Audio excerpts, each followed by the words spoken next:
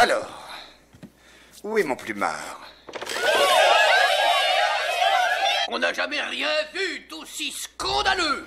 Contraindre un officier supérieur à partager ses quartiers et avec un civil, un Pékin, un Yankee qui plus est, hâte de montant dans la rêve qu'on n'aurait jamais... Je te signale que tu n'es pas non plus ce dont je rêvais. Mais pousse-toi! T'as l'aile de mon côté du lit. Votre côté, c'est mon côté. Dans le lit, c'est mon côté. Ah, c'est toi qui pues du bec? C'est absolument scandaleux.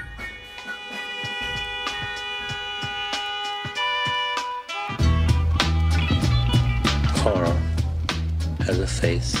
Bonjour, bienvenue dans cette émission spéciale en direct du Taple Théâtre Auditorium de Poitiers. Pendant une semaine, Poitiers accueille la 44e édition du Poitiers Film Festival, le festival international des écoles de cinéma. 38 films en compétition en provenance de 28 écoles du monde entier. Pour le public, c'est l'occasion de découvrir les premiers films de jeunes auteurs et de débattre autour de la création cinématographique. Au programme pendant ces 2 heures en votre compagnie jusqu'à 18h, le point sur les grands rendez-vous de cette semaine de festival, des échanges et déjà des débats sur la première soirée. Nous donnerons la parole aussi aux jeunes talents, bien sûr. Restez avec nous jusqu'au bout. On vous propose même une rencontre avec le groupe local de l'étape, Lysistrata. Et tout de suite, j'accueille Axel et toute l'équipe de Contrebande, notre émission cinéma sur Pulsar. Salut Axel. Cool, bonjour, salut, ça va? Ça va bien et toi? Ça me fait plaisir de t'entendre parler par-dessus le petit tapis sonore de Contrebande. Et donc oui, du coup, petite crossover, presque séquence Midi Contrebande pour ce plateau PFF qui fait plaisir. Et j'ai amené 2 chroniqueurs de Contrebande. Il y a Lohan, salut. Qui est normalement spécialiste post-apo. On a fait une émission Mad Max ensemble. Exactement, il n'y a rien de mieux que le post-apo. Et puis Mao, spécialiste de Tarkovsky surtout. Spécialiste, on ne sait pas, mais... Et qui d'ailleurs a mis un super suite, je tiens à le dire, un suite Oui. Contrebande. N'hésitez pas à regarder. C'était censé être le mien de base, à me la voler. C'est vrai. Écoutez, on va pouvoir commencer toutes ces tables rondes. On a un programme quand même bien complet là, Un Anaïs. programme très chargé et on rentre tout de suite dans le vif du sujet puisqu'on a avec nous Camille Sens, qui est la responsable du Poitiers Film Festival en charge de la programmation et de la coordination de tout ce qui se passe pendant cette semaine. Bonjour. Bonjour, bienvenue. Merci d'être avec nous, ou plutôt merci de nous accueillir sur ce plateau en direct du festival. Alors l'an dernier, c'était à distance, on le rappelle. J'imagine que vous êtes heureuse de retrouver le public. Même si, en fait, ce n'était pas une si mauvaise expérience, cette édition numérique l'an dernier. Racontez-nous. Oui, on en garde quand même un bon souvenir parce qu'en fait, c'est le souvenir de la consolation. Donc, il y avait de la frustration, mais c'est ce qui nous a permis de sauver les films. C'est un grand mot, mais en tout cas, de les montrer, de les faire rayonner. Et comme c'était quand même... Ça a bien marché, l'idée, c'était effectivement de retrouver les gens en salle, les grands écrans, le public, mais aussi de continuer à toucher les gens qui ne sont pas à Poitiers ou qui n'ont pas le temps de tout voir dans la semaine. Oui, c'est ça. Il en reste quelque chose de cette édition à distance cette année? Oui, on réouvre la plateforme de streaming qu'on a ouverte l'an dernier et on va y proposer, c'est d'ores et déjà ouvert, les films de la sélection internationale et les films de notre compétition So French. Donc ils sont visibles en salle et ils sont visibles en ligne. Comment vous avez imaginé, dans les grandes lignes, d'abord, cette 44e édition du Poitiers Film Festival? Après les 2 ans qu'on vient de passer, l'idée c'était vraiment d'avoir une édition qui serait réconfortante, stimulante, une édition de retrouvailles. Donc les 2 grandes, au-delà de la sélection internationale, les 2 grands axes de programmation, c'est un focus qui nous permet de revenir sur une école qu'on aime beaucoup, la National Film and Television School, et un cycle filmé l'adolescence parce que c'est un sujet moi qui me plaisait beaucoup et qui m'intéresse depuis mes études en cinéma et qui résonne auprès de notre public, auprès des équipes et il y avait tellement de choses à dire que voilà, on avait matière à se relancer en 2021. D'ailleurs, belle programmation sur film et l'adolescence, mais ça va faire partie de notre planning, je crois. Oui, on y revient un petit peu plus tard sur une table ronde avec plusieurs acteurs de ce cycle. En effet, alors, avoir décidé de mettre à l'honneur la National Film and Television School, la NFTS, en cette année de Brexit, c'est un peu audacieux comme choix. Je crois que c'est la première réflexion qu'on m'a faite quand j'ai proposé. Et en même temps, le cinéma anglais, ça reste un cinéma qui est, où le public a une vraie affection et qui donne envie. Ils ont un cinéma qui est punk, qui est rock, qui est osé, qui est social. Ça racontait plein de choses qu'on avait envie de montrer là, en cette fin d'année. Et puis, en fait, la NFTS, c'est son anniversaire. Elle a 50 ans, donc on se voyait mal les en privé. Ils nous ont demandé si on avait envie de faire partie de toutes les célébrations qu'ils mettaient en place. Donc, tant pis, Brexit, on les fait traverser la Manche quand même. Petit big up à Bojo. Hein. Est-ce que vous pouvez nous parler un petit peu de cette école et de ce qu'elle apporte effectivement dans la création cinématographique ? C'est la plus grande école anglaise et c'est une des plus grandes écoles du monde. Elle forme elle a formé du coup des dizaines de générations de cinéastes et de techniciens et techniciennes. Nous, c'est une école qui nous suit aussi depuis notre origine. Je n'ai pas les statistiques depuis la création du festival, mais depuis les années 90, il y a une centaine de films issus de la NFTS qui a été sélectionnés ici. Ils ont gagné 32 prix. C'est des films qui, au-delà de Poitiers, vont aux Oscars, vont au BAFTA, qui sont l'équivalent des Césars en Angleterre. Donc elle a un rôle primordial. Elle forme des gens à l'écriture, mais elle forme aussi des gens au costume, au décor, à la série télé, à la télé. Et donc, oui, elle a un rôle primordial au Royaume-Uni. Et puis des grands noms sont sortis de cette école, notamment Nick Park, pour lequel vous faites une rétrospective. Alors ça, c'est un petit peu le coup de cœur pour notre animateur Axel. Un petit peu, mais pas que, hein, parce que je crois que vous avez, mes chers chroniqueurs, ont interviewé des gens hier. Je ne veux pas trop spoiler le micro-trottoir, mais Nick Park, oui, ça fait de l'œil à pas mal de gens. Ça fait plaisir. Et on est déjà dans les attentes ou pas ? Non, pas du tout. Non. Parce que j'en parlerai un petit peu plus tout à l'heure. Oui, le Poitiers Film Festival, c'est le rendez-vous international des écoles de cinéma. On peut découvrir les talents de demain. Est-ce que vous pourriez nous rappeler un petit peu qui est passé par ce festival avant de faire peut-être une carrière reconnue ? Dans les plus anciens, on peut retrouver Arnaud Desplechin, Emmanuel Berco, Noémie Lovski, dont on montre Camille Redouble là, dans le cycle Film et l'adolescence. Et après, sur une génération que je vais mieux connaître, puisque je suis arrivée il y a une dizaine d'années, il y a toute une génération de jeunes cinéastes français qui sont à leur premier ou deuxième film, qu'on montre après en salle. Laïla Bouzid, qui a fait Une histoire d'amour et de désir, là, à la rentrée. Emma Benestan, qui a sorti Fragile. Franco Loli, qui en est déjà à son troisième long, qui a fait... Rame Télévienne, voilà dans les derniers. Et puis des réalisateurs internationaux qui marchent des fois très bien dans leur pays et puis qui parfois arrivent jusqu'à nos écrans français. Et puis il y a aussi des stars qui passent par le festival. Wow. Cette année, notamment Laurent Canté, c'était hier soir, et on y revient justement juste après. Mais voilà, est-ce que vous pouvez nous parler un petit peu des gens à ne pas manquer, des réalisateurs à ne pas manquer cette semaine ? Donc du coup, Laurent Canté, il vient de repartir, on vient de présenter Entre les murs avec lui et l'acteur Rabana Toufela qui est aussi dans son film Arthur Rimbaud. À venir, mardi, un dialogue de cinéaste avec Sébastien Lifshitz, dont on a beaucoup parlé l'année dernière et cette année, puisqu'il a reçu le César du meilleur documentaire avec Adolescente. Olivier Babinet, là on va beaucoup parler du film Swagger, qui est vraiment un de mes films préférés de ce cycle thématique. Julie Bertuccelli, qui est la réalisatrice de La Cour de Babel, entre autres. Voilà pour le dialogue de cinéaste.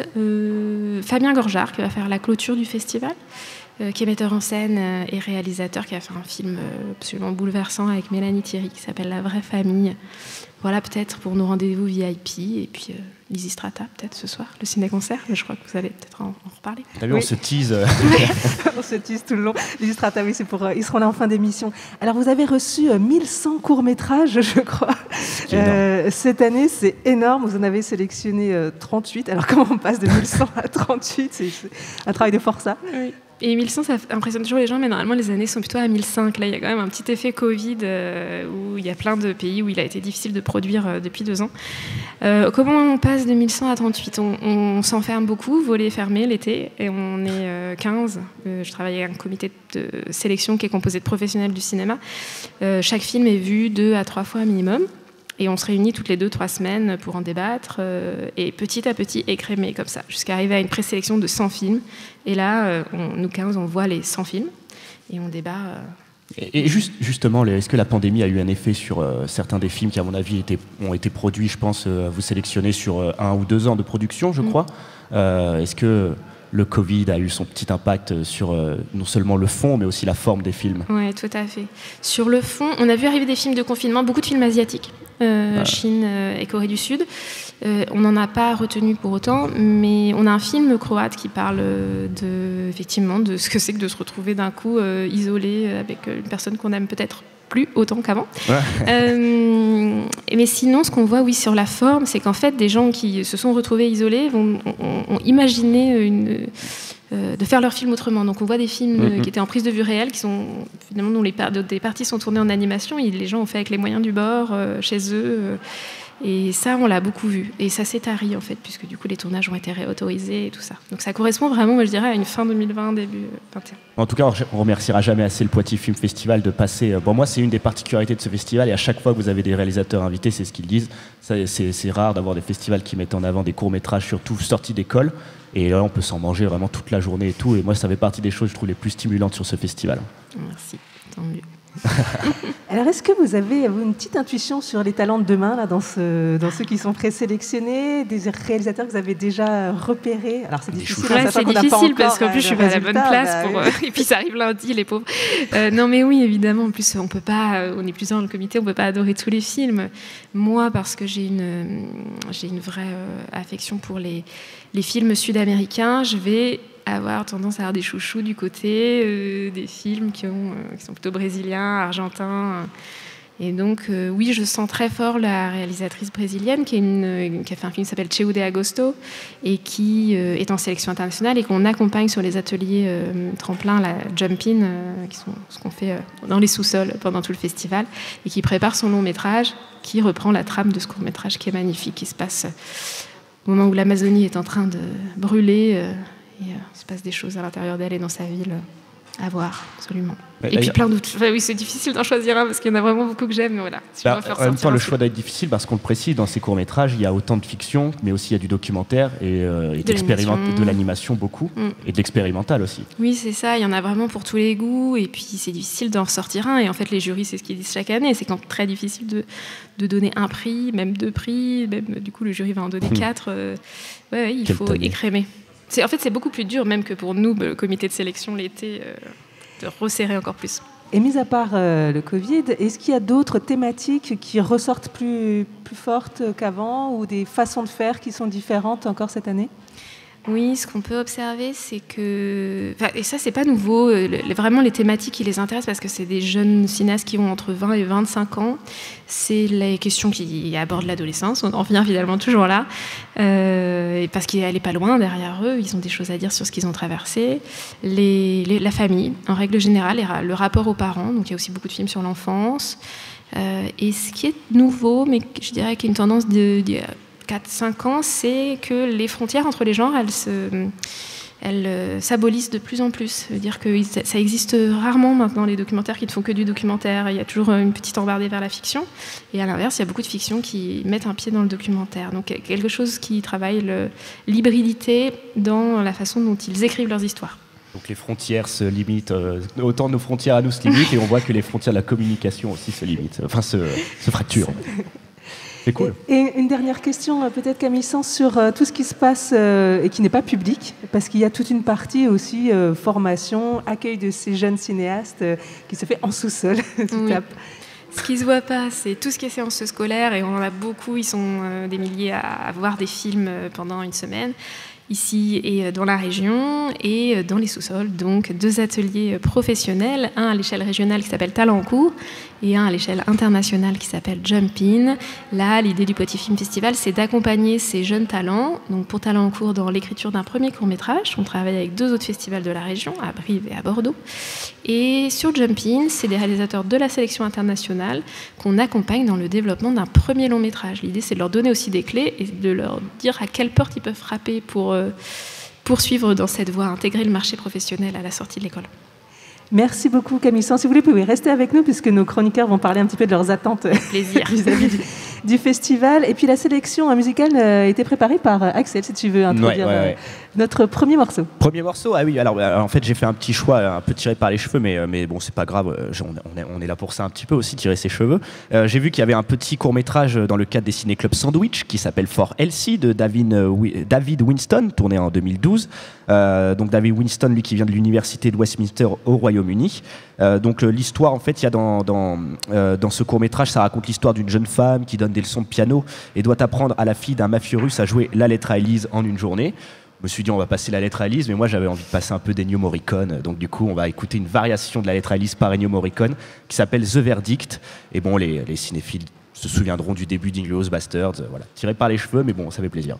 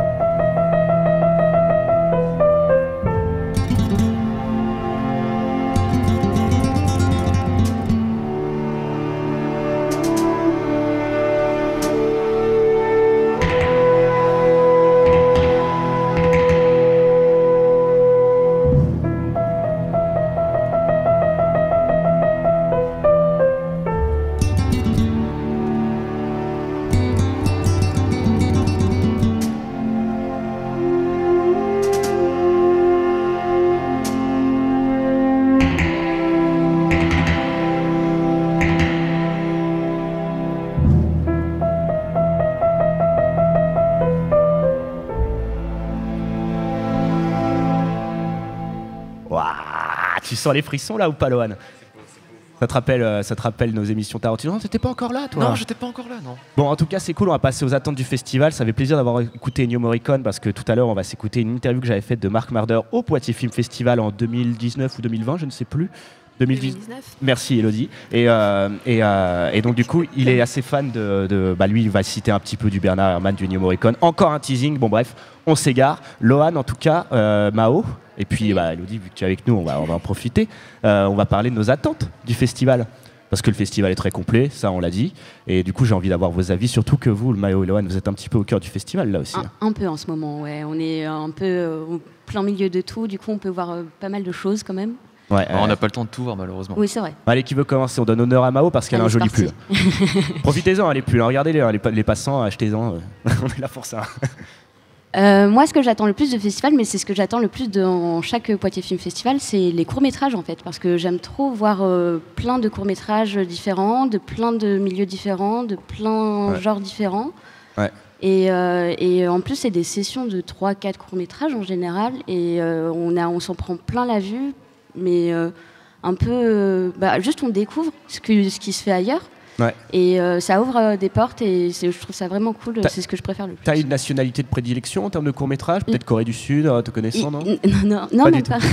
Mais hier, il y a quelqu'un qui m'a parlé d'un court-métrage polonais que je pense que je vais aller voir. Apparemment, il est plutôt bien, donc on va voir. Celui-là, il me tente bien. D'accord. Merci. De rien, avec plaisir. Bah allez, Lohan, lance-toi. Moi j'en ai quelques-uns, j'en ai plusieurs. Je suis bon élève, j'en ai noté au moins 4-5. La sélection des courts-métrages, pareil, comme Mao. Ils sont toujours. C'est toujours aussi intéressant d'aller voir justement cette sélection de courts-métrages, surtout qu'en plus, ils prennent toujours le temps de demander. On peut donner, nous, notre avis en tant que spectateur dans ces films-là, et c'est super bien, on a l'impression d'être impliqué, c'est cool. Le concert de Lazy Strata ce soir, on les verra tout à l'heure justement. Le mec se fait de la pub parce qu'il va les interviewer en fin d'émission. J'en profite. La rétrospective de Nick Park, je pense qu'on a beaucoup de monde, mais Chicken Run, comme on va pas le louper. On est d'accord. J'en profite aussi parce que moi je fais mon petit stage à filmer le travail. Il y a une Pas comme des loups de Vincent Pouplard, c'est ça? Ouais, c'est ça. Qui est projeté le vendredi, du coup, effectivement, ça avait été projeté pendant le festival de Filmer le Travail, et du coup, il le projette ici, donc c'est l'occasion de le voir. On salue nos camarades de Filmer le Travail aussi, qui font un travail exceptionnel. Et puis, il y a aussi l'atelier Light Painting aussi, pour bouger en dehors du cinéma, qui est super intéressant, donc je vous invite à faire un petit tour si vous avez le temps. C'est vrai qu'on a fait une petite formation ce matin, et je pense que ça peut convenir un peu à tout le monde. C'est assez amusant, ça dure 15-20 minutes, et franchement, allez-y. C'est sur réservation, par contre, faut se dépêcher. T'as fait du light painting ce matin? Ouais, ce matin avec Lohan, on en a fait, ouais. Super, d'accord. C'était trop bien. On retient. C'était lourd. Peut-être que Elodie, tu veux peut-être nous donner, on en a déjà. Tu m'appelles Camille, sinon je ne vais pas te répondre. Et vous m'avez rien dit en plus, hein. Vous êtes gentil, hein. Bon, alors je te présente mes excuses, Camille. Est-ce que on en a déjà un peu parlé, on voit que tu as une affection pour les courts-métrages issus du Brésil, mais peut-être que tu as une attente que tu n'as pas mentionnée, c'est le moment là, il faut... Ok. Vas-y, Camille. Deux formes un peu nouvelles sur le festival que j'ai vraiment envie de voir ce que ça donne puisque je les ai pas vues à l'inverse des films. Self, le spectacle, je crois que vous allez en parler avec Émilie, spectacle hybride cinéma-théâtre. On a deux camarades de Self en face de nous, ils viendront nous rejoindre tout à l'heure. Ils font des bons jours de la main. Et God Save the Quiz, le ciné-quiz interactif. Là, j'ai envie de voir, on l'a testé à la M2, mais j'ai envie de voir ce que ça va donner dans la grande salle. Tester les connaissances en cinéma anglais des spectateurs, gagner des cadeaux et tout. Ouais, ça va se déchirer, les gens vont se déchirer. Super bien, les gens vont se battre. Est-ce qu'il y aura des petits... quand même des petites spécialités culinaires offertes en lien avec l'Angleterre? Non, parce qu'on est là pour ça, on est en festival. Alors, il y aura des spécialités poitevines, je ne sais pas si ça t'intéresse autant, mais l'apéro régional, toujours le mercredi, avec les fromages de chèvre, voilà. Et puis, à l'occasion des tea time. Demain, les petits gâteaux anglais, le thé, et les petits quality street au ciné-quiz. Super. Merci pour le point culinaire. Et on termine peut-être par toi, Axel, tes attentes. Tu n'as pas d'attente personnellement, Anaïs? Non, je préfère te passer la parole. Ok, alors je suis encore trop novice pour ce festival. Comme on l'a dit, surtout Nick Park. Moi, j'attends ça assez énormément parce que déjà, c'est familial, mais on se rend compte qu'il y a aussi beaucoup d'adultes qui veulent retrouver un peu leur âme d'enfance en voyant ça. Moi, c'est surtout Chicken Run parce que je trouve que c'est quand même un film d'animation qui est aussi d'une violence assez impressionnante alors que c'est quand même censé s'adresser aux enfants. Donc rien que pour ça, je salue. Et puis c'est surtout que je suis un grand amoureux de la stop motion, l'animation image par image, dont Nick Park fait partie avec son studio des grands pontes. Je pense que c'est même l'un des derniers grands pontes avec Leica, peut-être aussi Phil Tippett, ouais, sûrement. Et donc, d'ailleurs, je vous invite à écouter une émission qu'on a faite autour du stop motion où j'avais interviewé Alexandre Poncé autour de Phil Tippett. Donc bref, c'est un artisanat qui, à mon avis, se perd parce que ça doit coûter extrêmement cher parce que ça prend du temps. Et donc, bravo de passer du Nick Park et foncez voir ces films en pâte à modeler, pâte fimo, etc. Parce que pour moi, c'est vraiment des petits bijoux. Et puis après, notre attente, c'est dans le cadre de Filmer l'adolescence. J'ai vu qu'il y a du Céline Sciamma, notamment son premier long qui est exceptionnel, Naissance des pieuvres. Et Céline Sciamma, elle a ressorti un petit film, c'est ce cher Aldric, directeur du Tap Castille, qui m'a dit qu'il y avait Petite fille. Malheureusement, je ne l'ai pas vu. Moi, j'étais resté sur le portrait de la jeune fille en feu, qui est lui aussi exceptionnel. Et donc, en fait, si vous avez adoré le portrait de la jeune fille en feu avec Adèle Haenel, qui est pareil autour du désir, de ce désir, de ce regard de femme sur d'autres femmes, où là, c'est vraiment incandescent, et la naissance des pieuvres, on va dire que c'est plus cette naissance du désir, mais à l'âge adolescent, et puis l'univers, il est plus aquatique. Donc pour moi, c'est deux films qui communiquent vachement, et je défends à fond le cinéma de Céline Sciamma. Il y a également Bande de filles, et on a eu un des acteurs d'ailleurs qui était présent hier, pour le film Arthur Rimbaud de Laurent Côté. Camille, tu vois que je suis très doué avec les prénoms, je ne vais pas risquer à citer le nom de l'acteur. Est-ce que tu peux le dire pour moi, s'il te plaît? Rabat Naïd, voilà. là. Merci beaucoup. Que vous avez vu dans Grave de Julia Ducournau aussi également. Pas que, hein. Il a su jouer pour Bonello, mais je crois que c'est notre chère Agathe qui fait une petite émission qui a eu l'occasion de l'interviewer. Donc, édition très riche, hein, même radiophoniquement. Merci pour ça d'ailleurs.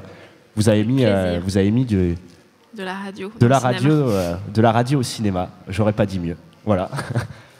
Merci beaucoup Camille Sens d'être venue ouvrir cette émission spéciale. Tout de suite après, une table ronde justement sur cette thématique, ce cycle spécial de Filmer l'adolescence.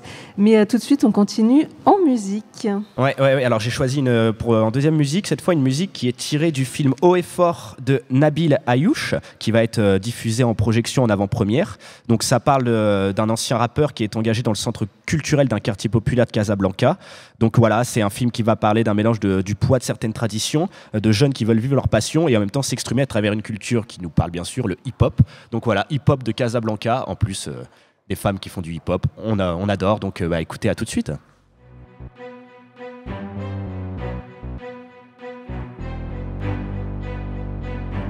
زمان والضومن باقي فينا كيساين فاهم سيس في المغرب محسوبين ما بين الملايين ما بقى ما يتقال اليوم العيب عين باين كلشي داري باللي طاري كلشي في راسو اش كاين دايره دقه المول الخوامي والهضره في الخاوي شحال من هامي ولا انمي في طريق التناوي شحال من واحد داوي داير فيها زنقاوي نار كتعرك وزنقه شي بان كلامو كاع ما ساوي هذا الراب ماشي حكايه الفيله ولا هادي نوك لا ماشي بارب ولا سانتريلا زير بحال والو نتغير ونطوخ فيك ما تمشيش غلط لا صدق واحد وخلينا كول كاسد مزيان عمرني من خلي الباب محلول هذه القبيحه ديال البنات بوزيتيف سكول ما جيناش من سبوت ديال صحاب ستيل ولا كوانات بنات الليل جابنا طريق طويل اليوم في الهيب هوب غادي تسمعوا الصوات ديال البنات ديال البنات ديال البنات اللي غناو الراب وتحداو الدكات ديال البنات ديال البنات ديال البنات صغيت البعاد والقراب يسمعوا الغوات ديال البنات ديال البنات ديال البنات بوزيتيف سكول they what my gosh, no kill on the house. Coaching and taking knowledge from boss. بلا كلاش بلا عياقة بلا تفاوس خمسة في عينين كاع اللي تابعينا بتقاوس يخلي اللي ما بغاوش غيندمو مزيان جربو ما عطاوش اصلا كانوا غير دي فان اللي فنان راه فنان ماشي باش يبان ولا تكشكش الدبان راكم عارفين البلان عاد بدينا وماشي غير جينا ودوين عاد بدينا وماشي غير جينا ودوين عاد بدينا وماشي غير جينا ودوين we search learn work hard اليوم في الهيب هوب غادي تسمعوا الصوات ديال البنات ديال البنات ديال البنات اللي غناو الراب وتحداو الدكات ديال البنات ديال البنات ديال البنات صغيت البعاد والقراب يسمعوا الغوات ديال البنات ديال البنات ديال البنات بوزيتيف سكول they what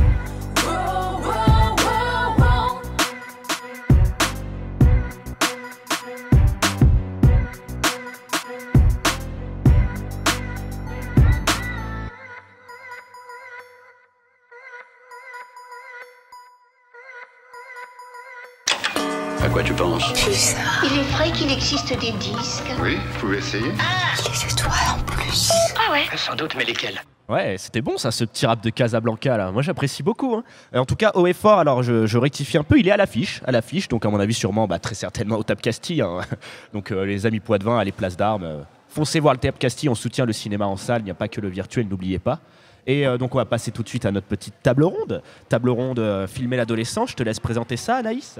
Oui, parce que c'est une nouveauté cette année, un cycle thématique consacré à l'adolescence. Alors, pour en parler, nous avons avec nous un réalisateur, Daouda Diakhaté. Bonjour. Bonjour. Merci d'être avec nous. Donc, on va parler de Toc Toc, voilà, de votre studio de production. NR Prod, programmé dans le cadre des séances du Poitiers Film Festival, et puis du travail avec les jeunes que vous avez réalisé. Et puis un autre travail avec des jeunes, c'est Self. Et pour en parler, nous avons deux jeunes. Wow. Léo et Luna. Bonjour à tous les deux. Bonjour. Ça me fait plaisir de vous voir autour de la table, parce que c'est quand même des petits acteurs. Moi, je les ai déjà vus tourner dans les petits courts-métrages étudiants et je suis content de voir que vous avez des projets comme ça, quoi. Et même dans les tiens. Oui, j'ai quelques camarades aussi qui ont participé à Torture, qui est passé au TAF Castille il n'y a pas longtemps. Mais on arrête l'autopromo, on va parler de votre autopromo à vous surtout. Alors peut-être d'abord, Daouda Diakhaté, vous, cette problématique, cette thématique de l'adolescence, en quoi elle vous intéresse ? Alors moi, déjà... Donc je suis réalisateur donc, de profession, mais j'interviens tout le long de l'année pour une association qui s'appelle Nos Rêves Productions, qui est basée en région bordelaise et qui fait de l'éducation à l'image. Donc je suis devenu réalisateur professionnel à la suite de nombreux ateliers que j'ai pu encadrer. Et donc en fait j'ai vraiment commencé à filmer les jeunes. Enfin c'est vraiment de là d'où je viens. Enfin, j'étais animateur socio-culturel et les jeunes sont venus me voir pour me dire on veut faire du cinéma. Moi, j'y connaissais rien. Et je leur ai dit pourquoi pas. Et on a écrit des petites histoires et on a tourné des petits films. Et on était en 2006 à l'époque. Et par la suite, j'ai monté une association pour faire que ça. Et voilà. C'est de l'éducation à l'image que vous êtes devenu réalisateur et producteur. Exactement. Voilà. C'est intéressant ça. Nos Rêves Productions, ce n'est pas une société de production, c'est une association.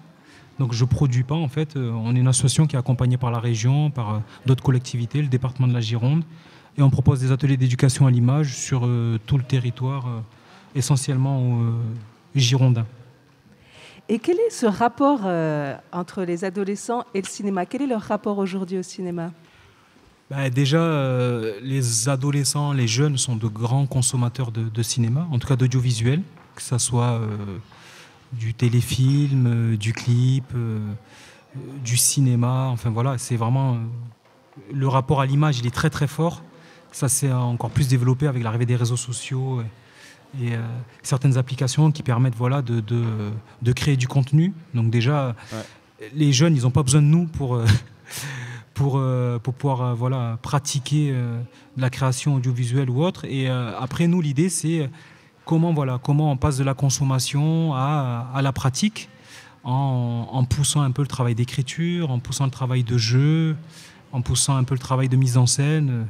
Comment se dire que réaliser une vidéo TikTok c'est bien, mais on peut aller encore plus loin avec un peu plus de travail. C'est extrêmement intéressant ce que tu racontes parce que c'est vrai que notre génération, on a 2-3 mêmes générations qui sont, comme tu l'as dit, des grands, surtout avant tout des grands consommateurs d'images. On est bombardés constamment. Le virtuel est là, le streaming est encore plus là.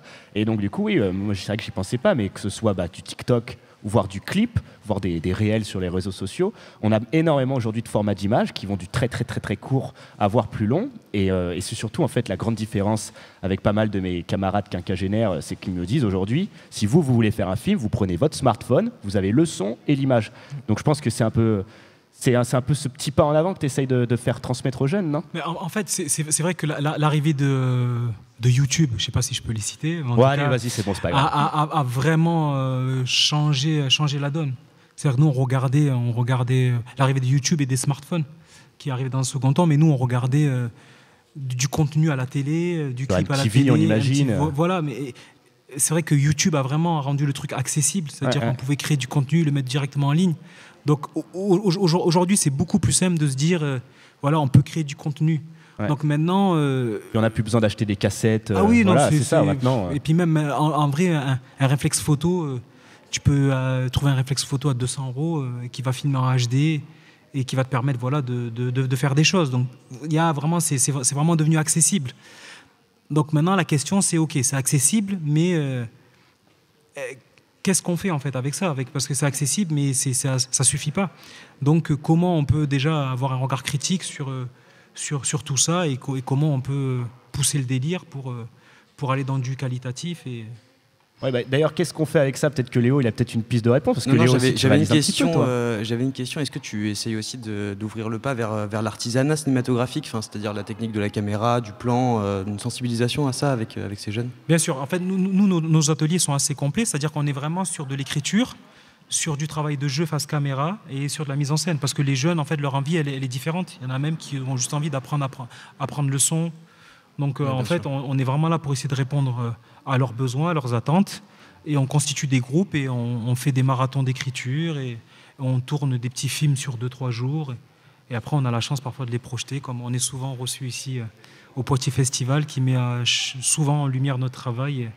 Et c'est vraiment la concrétisation, et c'est souvent de beaux moments pour nos jeunes. Partage et échange, encore. Vous, Léo et Luna, donc vous avez participé à ce travail qui est Self, une performance de théâtre qui allie théâtre et cinéma autour justement de toute la production qui filme l'adolescence. Est-ce que vous êtes consommateur de ce genre ou vous étiez consommateur de ce genre de production? De films sur l'adolescence? Oui. Dans les années 2000, je me souviens, il y avait pas mal de films, pour citer par exemple LOL, qui est quand même le grand classique qui revient beaucoup. Il y a eu... Forcément, après, c'était pas les films avec lesquels on va travailler forcément aujourd'hui dans le spectacle. Personnellement, je regardais plutôt des films un peu plus légers. Et c'est que plus tard que j'ai commencé à regarder des films qui traitaient vraiment de l'adolescence de façon un peu plus complexe, avec des thématiques plus sombres. Mais c'est très intéressant et moi je suis rentré dans le cinéma adolescent avec du cinéma américain aussi, du teen movie, je pense à Breakfast Club, ce genre de consommation avec cette pluralité, ou alors de la série principalement. Je pense à Skins pour des choses dans l'univers anglais dont tu parlais tout à l'heure. C'est des multitudes de facettes qui permettent à nous, en tant qu'individus adolescents, de se retrouver dans des schémas de construction et dans de la douleur ou de la joie partagée par ces personnages-là. Donc oui, forcément, on consomme. Après, j'ai l'impression qu'aujourd'hui, la reconnaissance de ces figures-là, elle se fait moins du fait de l'augmentation de grands spectacles. Et que du coup, on a moins cette approche adolescente de l'intimité. Peut-être que l'adolescent actuel va plus se reconnaître dans un... Oula, je crois que quelqu'un n'est pas d'accord avec toi. Tu peux réagir. Je sais qu'on n'est pas d'accord là-dessus. On est rarement d'accord, on s'aime beaucoup, mais on est rarement d'accord sur les choses. Nous aimons les divergences, donc n'hésite pas. Non, après, je pense aussi, pour rebondir sur les réseaux sociaux, les adolescents aujourd'hui, ils ont l'habitude aussi de voir, ils ont un choix vraiment important de ce qu'ils veulent regarder, et de ce qu'ils veulent consommer. Et, je pense pas que ce soit principalement du spectacle. Aujourd'hui, il y a des problématiques qui, par exemple, le harcèlement scolaire, il va être beaucoup, on en parle énormément, et notamment via les réseaux sociaux. Et je pense que c'est des thématiques qu'on va retrouver dans des films qui vont parler aux adolescents aujourd'hui, alors qu'on n'abordait pas forcément ces sujets-là il y a 10-15 ans, quoi. Et je pense que nous sommes sur des générations qui sont très mouvantes, où on a tellement un bombardage d'informations qu'en fait, nos thématiques, elles sont encore plus multiples qu'il y a quelques années, et surtout elles sont, comme je dis, mouvantes, c'est-à-dire que ça change très régulièrement, et donc on l'a vu aujourd'hui avec la surconsommation d'images. Enfin attention, il n'y a pas de péjoratif pour moi dans la surconsommation d'images, hein. Mais voilà, autant sur le point des séries, énormément de séries peuvent aborder les thématiques liées à la jeunesse, mais du coup aussi sur des plans beaucoup plus sombres, moins sombres, et du coup c'est à nous de piocher à droite et à gauche. Et toi, quand tu citais... C'est les entrées, je pense, c'est les entrées vers ces imaginaires-là qui sont totalement différentes. En fait, aujourd'hui, je me rends compte que tout ce qui est thématique teen, c'est encore énormément plus présent qu'à l'époque. Moi, ça m'a fait marrer que tu cites Breakfast Club, parce que finalement, moi, quand je pense au teen movie, finalement, je pense à des films qui ne sont pas du tout de ma génération. Moi, je vais penser à Grease, je vais penser à West Side Story. Et donc, je pense que c'est des choses que vous avez dû ressentir, même toi, en tant que réalisateur. Est-ce qu'aujourd'hui, je dirais, les jeunes ont une espèce de colère sourde, quelque chose d'un peu punk, et une envie peut-être encore plus de... On parlait de frontières au début de l'émission, peut-être de profiter des nouveaux outils qu'on a pour bousculer de nouvelles frontières. Question compliquée, t'as 2 heures. Ouais, c'est vrai que tu me rends pas un grand service là. Déjà, j'essaie de décrypter ta question. Non, mais déjà, excuse-moi, avant de chercher à répondre à ta question, je vais rebondir à ce que j'ai entendu avant. En tout cas, ce qui est sûr, c'est que les jeunes aujourd'hui, ils ont compris la puissance du média. Ils ont envie de s'en saisir sans limite. Et ils ont une grande faculté à passer de... ils se posent beaucoup moins de questions que nous, on avait pu se poser avant. C'est-à-dire, on va faire un film, ça pouvait prendre du temps à cheminer. Eux, là, c'est le lundi, ils viennent te voir, ils disent, on veut faire un film, ils veulent qu'on tourne le mardi, quoi. Donc ça, il y a vraiment un truc qui est cool. Le besoin de partager leur problématique, c'est vraiment le moteur essentiel. Enfin, moi, je le vois là sur les sujets qui ressortent à chaque fois, le harcèlement scolaire, le harcèlement sur les autres. Mais Toc Toc, le film qu'on présente là, qui est un jeu de mots avec TikTok. Donc, ça raconte l'histoire d'un jeune, en quelques minutes, d'un jeune qui poste une vidéo sur Toc Toc et elle est reçue plus ou moins bien par son environnement. Et donc, c'est vraiment des sujets d'actualité. Donc du coup, il y a quand même une chose qui est intéressante pour nous, même en tant que créateurs, même en tant que réalisateurs, c'est à se saisir de cette volonté à raconter des histoires. Moi, je vois par exemple quand je travaille sur mes projets de manière professionnelle, donc j'écris des scénarios qui est une base, mais quand j'ai des adolescents en fait à mettre en scène, le scénario ne doit pas être une prison pour eux. Quand on est en préparation, je me dis attention, ce que tu as écrit, ça peut, si tu laisses une marge de manœuvre, peut-être de l'impro cadré, ça peut prendre une dimension encore plus importante, encore plus forte, si tu leur laisses vraiment une place. Il y a une démarche créative qui est beaucoup plus présente que nous. Enfin, moi, j'ai 37 ans et ils ont une maturité dans le travail qui est incroyable. Ouais, et puis se déconnecter du cadre du scénario, comme tu dis. C'est-à-dire, aujourd'hui, on a une idée, on peut lui donner vie en quelques jours. Très rapidement, ouais. On voulait faire un petit clin d'œil à Émilie Le Borgne qui n'a pas pu être avec nous sur ce plateau. C'est la metteuse en scène et directrice artistique de la compagnie Le Théâtre dans la Forêt qui a donc dirigé Self et qui travaille aussi en ce moment sur un autre projet. C'est les Chroniques martiennes de Ray Bradbury, donc des chroniques radio. Voilà, petit clin d'œil musical.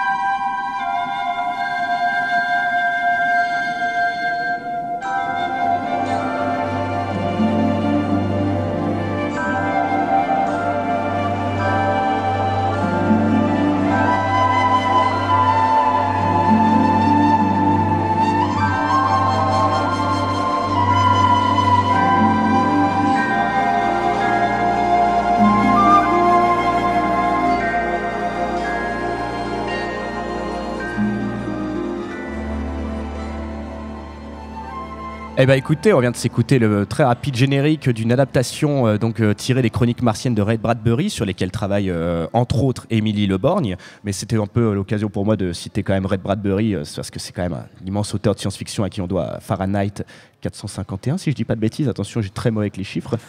Bon bref, en tout cas voilà, vous le connaissez, le Fahrenheit.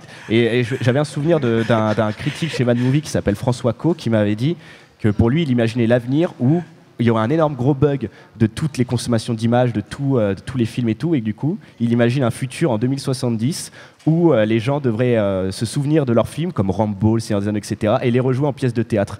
Donc je me dis que peut-être qu'un jour, on est quand même dans un monde où peut-être que la réalité rattrape la science-fiction, ou je ne sais plus si on dit la science-fiction rattrape la réalité, mais en tout cas on se fait rattraper très vite.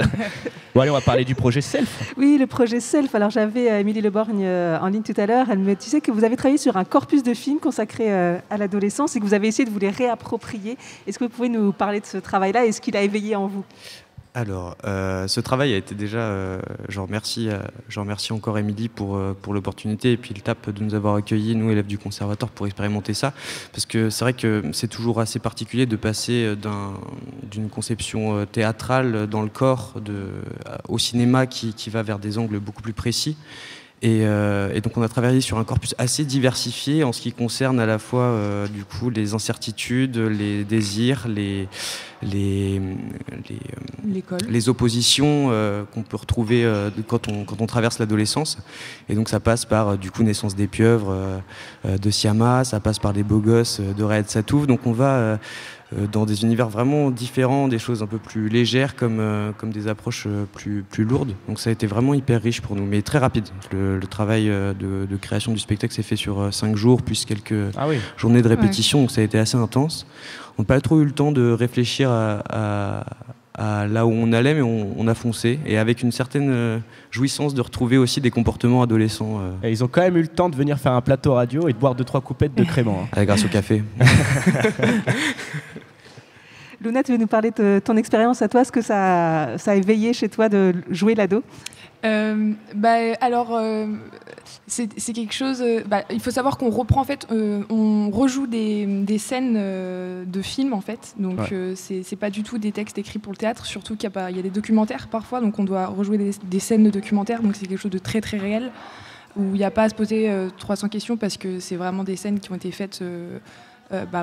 C'est la réalité qu'on est censé incarner, si je peux dire.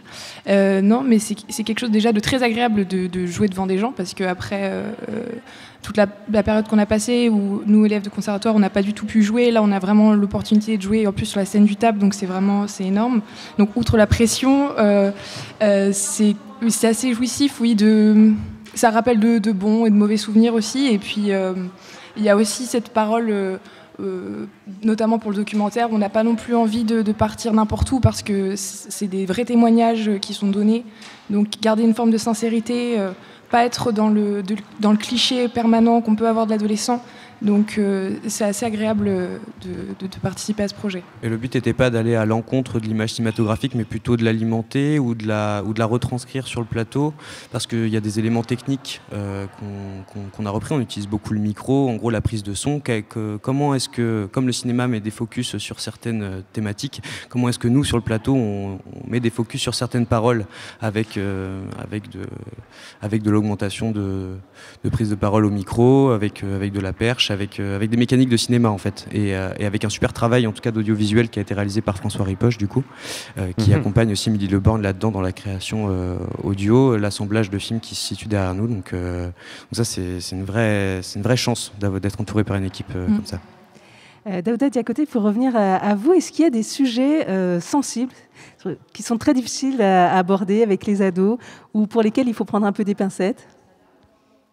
Alors moi, j'ai le sentiment que ça va dans la continuité de ce que je disais tout à l'heure, c'est que j'ai le sentiment quand même qu'il y a une génération là qui a plus de facilité à aborder des sujets intimes.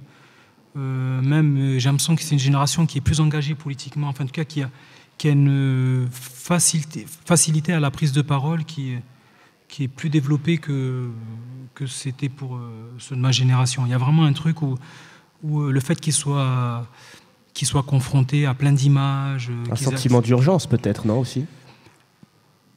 En fait, je ne sais pas s'il y a un sentiment d'urgence, parce que malheureusement, j'ai l'impression que ce sentiment d'urgence, ça fait 30 ans, 40 ans, c'est clair. Ça prend des formes différentes, mais ça fait 30 ans, 40 ans qu'on y est confronté, en tout cas dans certains territoires. Mais je crois qu'il y a vraiment un truc où là, ils ont vraiment pris conscience qu'à travers certains outils, ils pouvaient prendre une place dans le monde, en fait, et pouvoir participer au débat. Nous, à l'époque, il n'y avait pas beaucoup d'outils, en fait. Il y avait des outils pour ceux qui étaient en lumière, ceux qui avaient accès aux médias, mais sinon, là, aujourd'hui, tu as quelque chose à dire, tu peux le partager avec des centaines de milliers de personnes en quelques minutes. Et donc, du coup, il y a vraiment une génération qui s'est construite comme ça et du coup, qui prend la parole sans tabou. Est-ce que ça ne crée pas justement une forme d'illusion? On est tous cinéastes, on peut tous prendre la parole parce qu'on a l'impression que ça va vite, mais tout le monde n'arrive pas à avoir une audience en réalité. Je ne sais pas si s'il y a une forme d'illusion, mais en tout cas pour moi c'est nécessaire parce que ça permet de diversifier les points de vue, qu'on puisse entendre plein de choses différentes. C'est quand même important parce que moi je me réfère à mon adolescence. J'avais l'impression qu'il y avait quand même à l'époque un discours qui était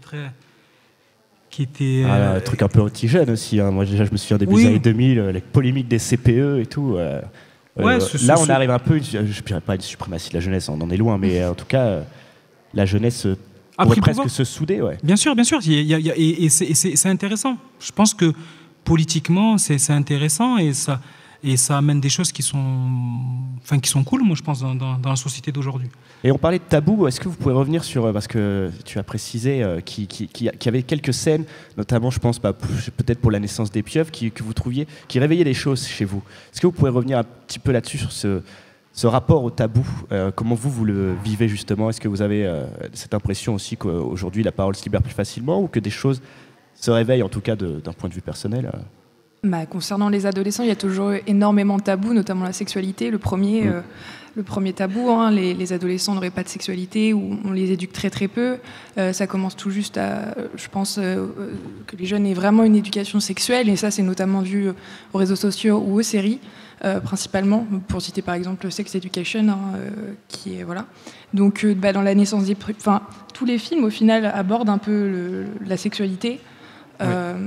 Après, il y a la pression aussi de grandir et de ne pas savoir ce qu'on va faire demain.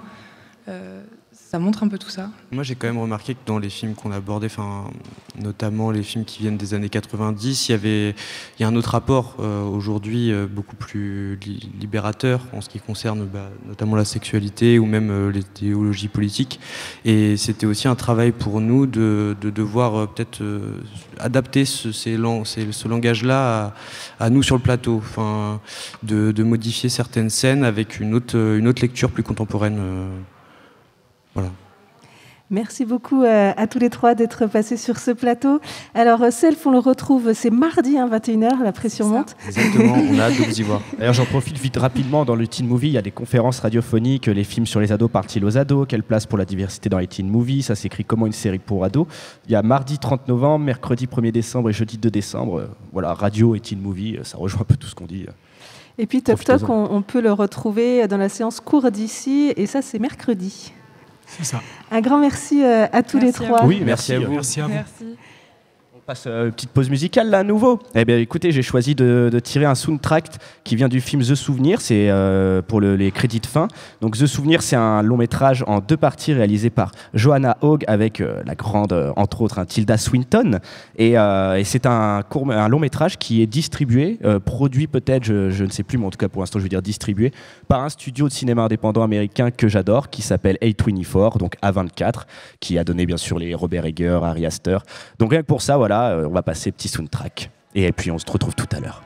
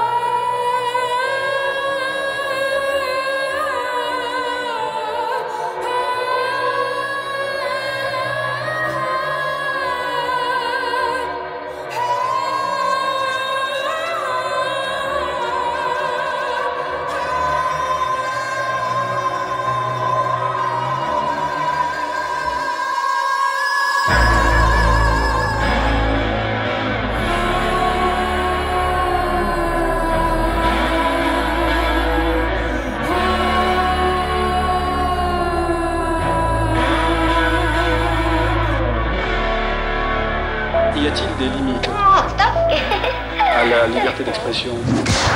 Point d'interrogation. Antoine, c'est maintenant que tu rentres? C'est bien gardé d'allumer la lumière. Il marchait à pas de loup, je croyais que je dormais. On a travaillé tard ce soir. Je regarde l'heure, 3 heures. Dis donc, t'as vu l'heure? Je lui demande des explications. Vous savez tout ce qu'il a trouvé à me dire? Bah, il fallait bien que je bouffe. Eh ben quoi, il fallait bien que je bouffe. Pulsar. Eh bien écoutez mes amis, on est toujours sur ce plateau spécial Poitiers Film Festival pour la 44e édition. Je suis toujours avec Anaïs de Séquence Midi, moi je suis toujours Axel de Contrebande. Petit talent qui se retrouve pour parler justement de talent. On a la réalisatrice avec nous, Najat Saïdi. Bonjour à toi.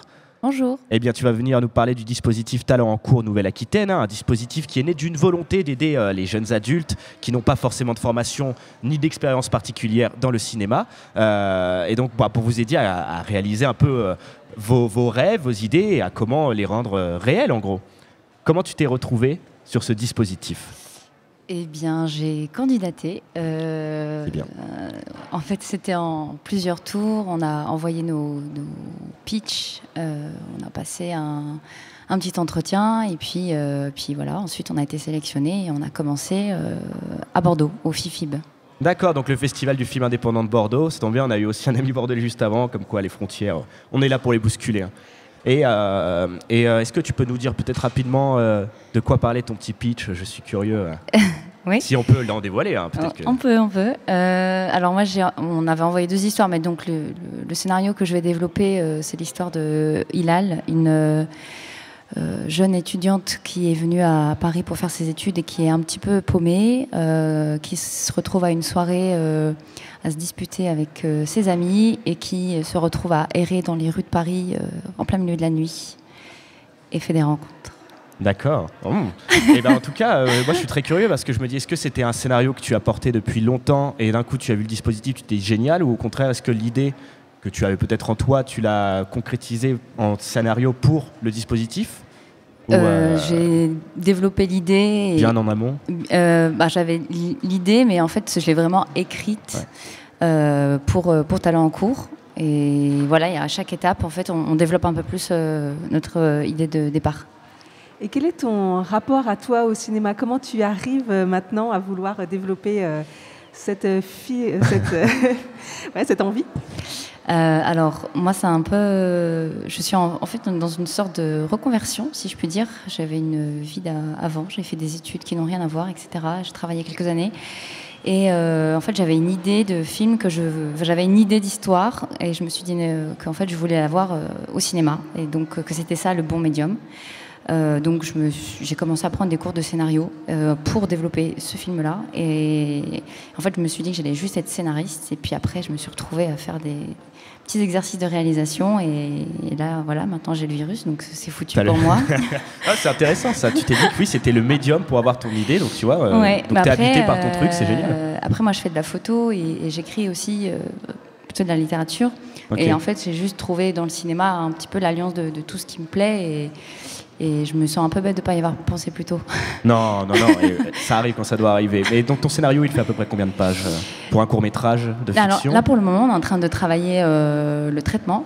D'accord. Donc le traitement, c'est l'étape avant vraiment le scénario tel qu'il est connu, vraiment avec les dialogues, etc. Et donc moi, c'est un court-métrage qui devrait à peu près durer 20 minutes, entre 15 et 20 minutes, je pense. D'accord. Voilà. Bon, après, ça a encore le temps de bouger, mais... De toute façon, tu as 8 mois d'accompagnement, donc c'est quand même assez dense. Et on l'a pas dit d'ailleurs, vous êtes accompagnés, vous les 5 réalisateurs, par la scénariste et monteuse Héloïse Péloquet, oui, et aussi la scénariste Marlène Post. Est-ce qu'elles sont... Ça va, elles sont pas trop dures avec vous ? Elles sont géniales. On a beaucoup de travail, c'est intense, mais on avance, on fait des pas de géant. Moi, j'ai l'impression de gagner du temps à chaque fois, vu que je faisais pas du tout de cinéma avant, donc voilà, c'est parfait. Justement, quelles sont les différentes étapes que vous allez franchir, tous ces réalisateurs et réalisatrices ? Alors en fait, on a commencé au FIFIB, donc c'était fin octobre.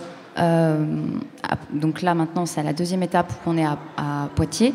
En fait entre les deux on avait un exercice d'écriture par semaine, donc, qui nous permet d'avancer.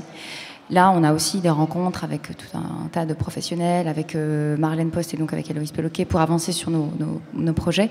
Et la dernière étape c'est à Brive, et donc l'idée c'est d'avoir vraiment un traitement terminé à Brive qu'on va pouvoir ensuite pitcher devant des producteurs et des productrices. Wow.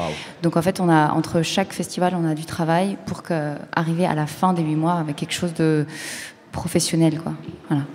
Ouais, parce que je pense que c'est l'étape la plus compliquée, à mon avis. En tout cas, l'une qui doit faire le plus peur, se dire c'est le moment, là, tu vas montrer devant des mecs autour d'une table ton idée. C'est ça. Ouais. C'est la plus impressionnante, je pense. Ouais. Pour le moment. Tu n'as pas trop d'appréhension, ça va ? J'y pense pas trop, c'est Vaut mieux. mieux pas. Vaut mieux pas. Et est-ce que vous arrivez à vous nourrir entre vous, comme ça, 5 jeunes réalisateurs en herbe, scénaristes, réalisateurs en herbe? Vous échangez entre vous des idées? Est-ce que les ateliers d'écriture, justement, se font en groupe? Alors, il y a une partie individuelle et une partie en groupe. Ouais. Et en fait, ce qui est génial, c'est que la sélection a été faite de façon à ce qu'on soit tous vraiment d'univers très différents. Et donc, il y en a un qui fait des études de montage, il y en a un qui est beaucoup tourné vers l'humour. Il y a une jeune femme qui est aussi qui fait l'école d'art de Poitiers. Voilà, moi, j'ai fait des études de sciences politiques. Donc, on a tous des univers très différents. Et forcément, on a tous un regard différents qui amènent quelque chose au scénario des uns et des autres. Et donc, ouais, c'est hyper riche en échanges et grâce à ça, nos scénarios sont un peu plus denses et complexes. Bah, complexe, j'aime ce terme. Toi qui est vraiment novice apparemment dans le milieu, enfin encore un petit peu novice, oui. Quelles sont les choses qui t'ont un petit peu voilà, surprise, tu t'imaginais pas que c'était comme ça le cinéma? Est-ce qu'il y a des choses comme ça qui t'ont marqué? Il y a plusieurs choses. Déjà, la première, c'est la façon dont est construite un scénario. C'est extrêmement structuré. Il n'y a rien qui est laissé au hasard. Il n'y a pas une séquence qui ne sert à rien. Tout est utile et même indispensable à l'histoire. Et l'autre chose, c'est la diversité et l'importance de tous les techniciens. En fait, c'est vraiment, le cinéma, c'est un travail d'équipe. Alors, c'est vrai qu'on voit souvent surtout les comédiens et un peu parfois le réalisateur. Le scénariste, je n'en parle pas parce que généralement, on n'en parle pas. Mais maintenant que je suis un petit peu dans ce milieu-là, je me rends compte qu'en fait, voilà, chaque personne est hyper importante, que le monteur, que l'assistante réal, le script, etc. Tout le monde a un rôle à jouer. Le cinéma est une œuvre collective. Exactement. Et ça, on le voit pas forcément quand on regarde un film. Et je trouve ça hyper beau. Ouais. Et donc, alors je pense qu'on l'avait dit, mais je préfère redemander. Tu as écrit ce scénario, tu envisageais à la base d'être scénariste. Est-ce que tu te verrais, si jamais ton projet est lauréat, le réaliser toi-même? Ah, c'est l'idée, oui. C'est l'idée. Hein. Oui, je me vois pas trop donner le scénario à quelqu'un. C'est ton bébé, tu veux le garder. On peut comprendre. Non, c'est pas ça. C'est même pas. C'est juste que quand moi j'ai les images en tête que j'essaie de mettre sur papier, ouais. Et donc je me vois pas donner un texte à quelqu'un qui l'a pas imaginé dans sa tête et qui du coup va forcément faire autre chose. Donc c'est plus par comment dirais-je, par respect à l'histoire que j'avais imaginé en fait au départ. D'accord. On va devoir te libérer, Najat Saidi, parce que justement, tu as un atelier tu retournes écrire, là. À 17h oui. dans les sous-sols du TAP. Donc, un grand merci d'être passé sur le plateau. Et puis, on va parler maintenant de ce qui s'est passé hier soir, parce que je crois qu'il va y avoir du débat et on ouvre ça avec... Un peu de castagne ou pas? Un petit peu. Moi, dès qu'il y a Mao qui revient, c'est que je sais qu'on va se battre. Donc, tout de suite, on écoute la bande-annonce de ce film Arthur Rimbaud. La tempête a baigné les éveils maritimes. Plus léger qu'un mouchon, j'ai dansé sur les flots. Qu'on appelle rouleurs éternels de victimes, dignes sans regretter l'œil, niais des familles. Et j'ai vu le soleil bas, caché d'horreur mystique, illuminant de longs figements violets, pareils à des acteurs de drame très antiques, les flots roulant au loin, leur frisson de volée. Arthur Rimbaud. Et alors, Mao, on t'écoute. Maintenant, c'est à toi la parole pour nous parler un petit peu de ce film que tu as vu hier soir. Oui, effectivement, vu que Arthur Rimbaud a été projeté hier en avant-première lors de la cérémonie d'ouverture du festival. C'est un film de Laurent Canté avec Rabah Naït Oufella. J'espère que je le prononce bien. Je crois que c'est ça.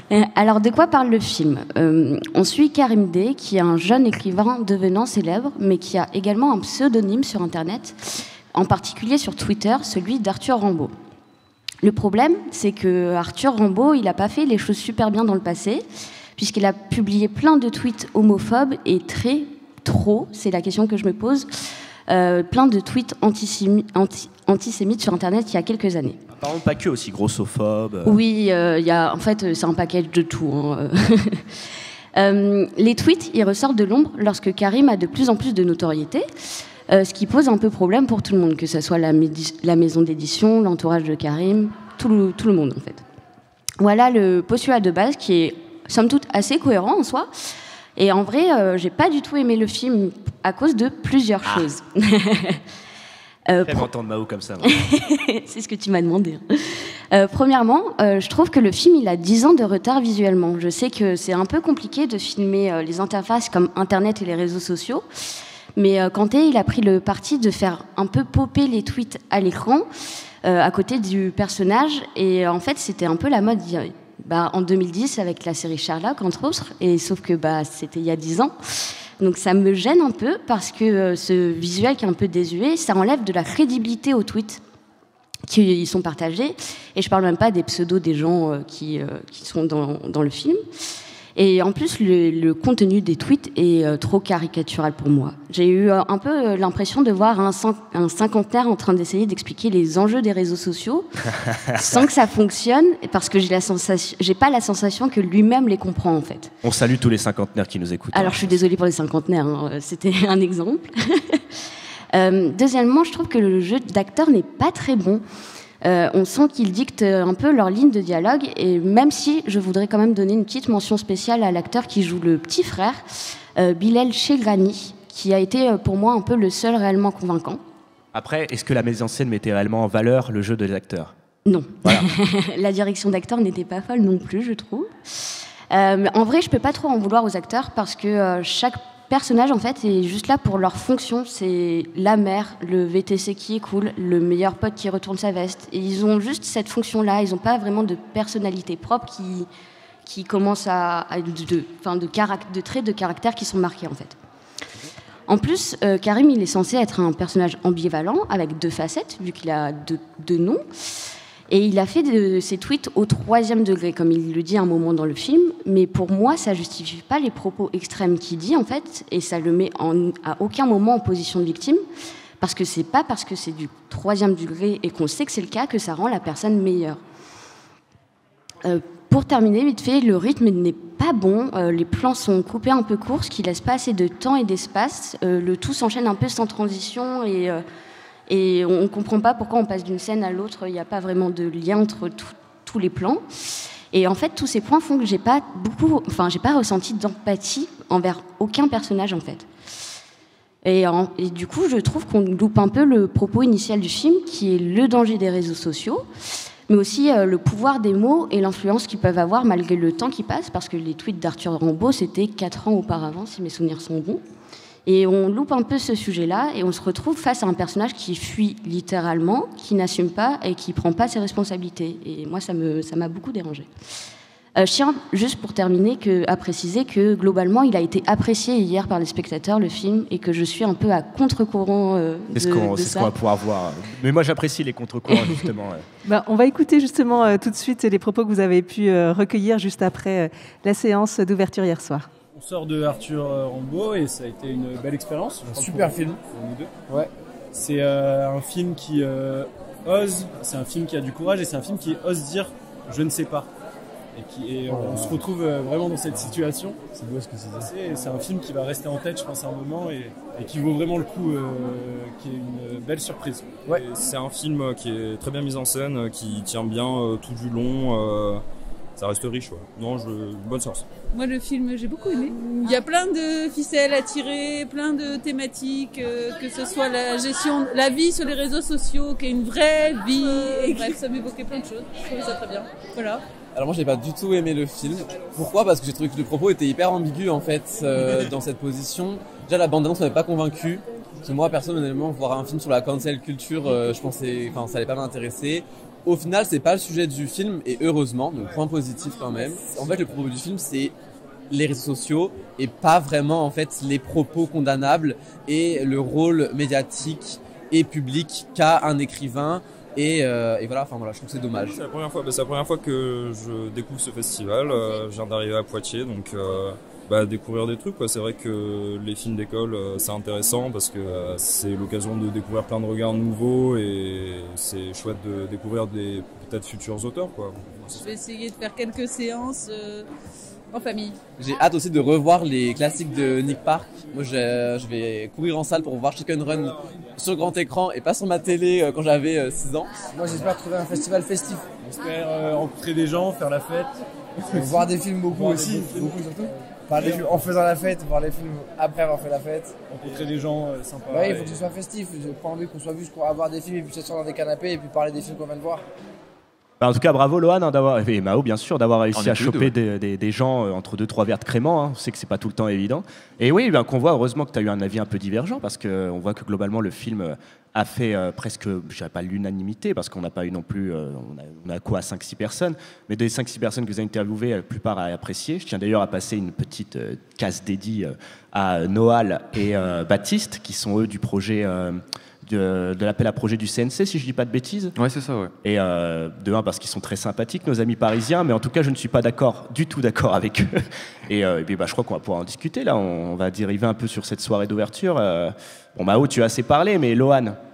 Déjà, la soirée d'ouverture, c'était tout. Hein. C'est super bien passé, c'était vraiment cool. T'étais bien installé, c'est cool. J'étais bien installé, j'étais bien calé. Le cocktail à la fin était super sympa. Mais bon, c'est vrai que par rapport au film, moi aussi, j'ai quelques réserves. Et t'étais très franche, Mao, c'était trop bien. Après, je sais que quand j'aime pas, mais oui, on le confirme. Je vais dans le truc. Mais je sais que, comme disait Axel tout à l'heure, vraiment, il a été beaucoup apprécié et en plus, la discussion derrière a amené, parce qu'il y a une discussion avec Laurent Canté et Rabat aussi derrière, et ça a amené beaucoup un peu de contexte à ce film pour le rendre un peu plus moral, je dirais. Ouais, il a quand même des qualités le film, parce qu'il y a toute une partie du discours qui dit que on ne peut pas pardonner parce que Internet n'oublie rien. Donc justement, cette partie du discours était très intéressante, mais c'est dommage parce que c'est vraiment cette mise en scène qui vient du coup casser, on va dire, le jeu des acteurs et même qui vient casser... Mais même au-delà de la mise en scène, sincèrement, moi, il y a quelque chose qui me dérange un peu. J'ai eu du mal à mettre des mots dessus, mais j'ai souvent tendance à dire très vulgairement que ça a un peu touché l'une sans faire bouger l'autre, quoi. C'est-à-dire qu'on pointe... rien que dans votre micro-trottoir, on entend un terme qui s'appelle cancel culture. Ouais. Le film ne parle jamais, lui, de cancel culture. Non, j'ai l'impression que ça veut traiter un problème de fond tout en l'évitant. Et limite, moi, je préfère quand les films veulent justement se la jouer un peu provoquant. Parce que je me suis dit, est-ce que le film va y avoir des gens qui vont sortir dans la salle? Parce que le début, je me suis dit, pourquoi pas? Ça commençait bien avec ce que tu disais, les fameux panneaux qui affichaient les tweets. Les petits cartons et tout. Où tu te dis, d'accord, c'est en contraste avec l'espèce de success story sur les toits de Paris du jeune Karim D. Mais après, par la suite, on a le parcours où il va du coup passer de la veste de costard à reprendre sa veste de mec de cité. Enfin, c'est quand même une Kenzo. Hein. Ouais.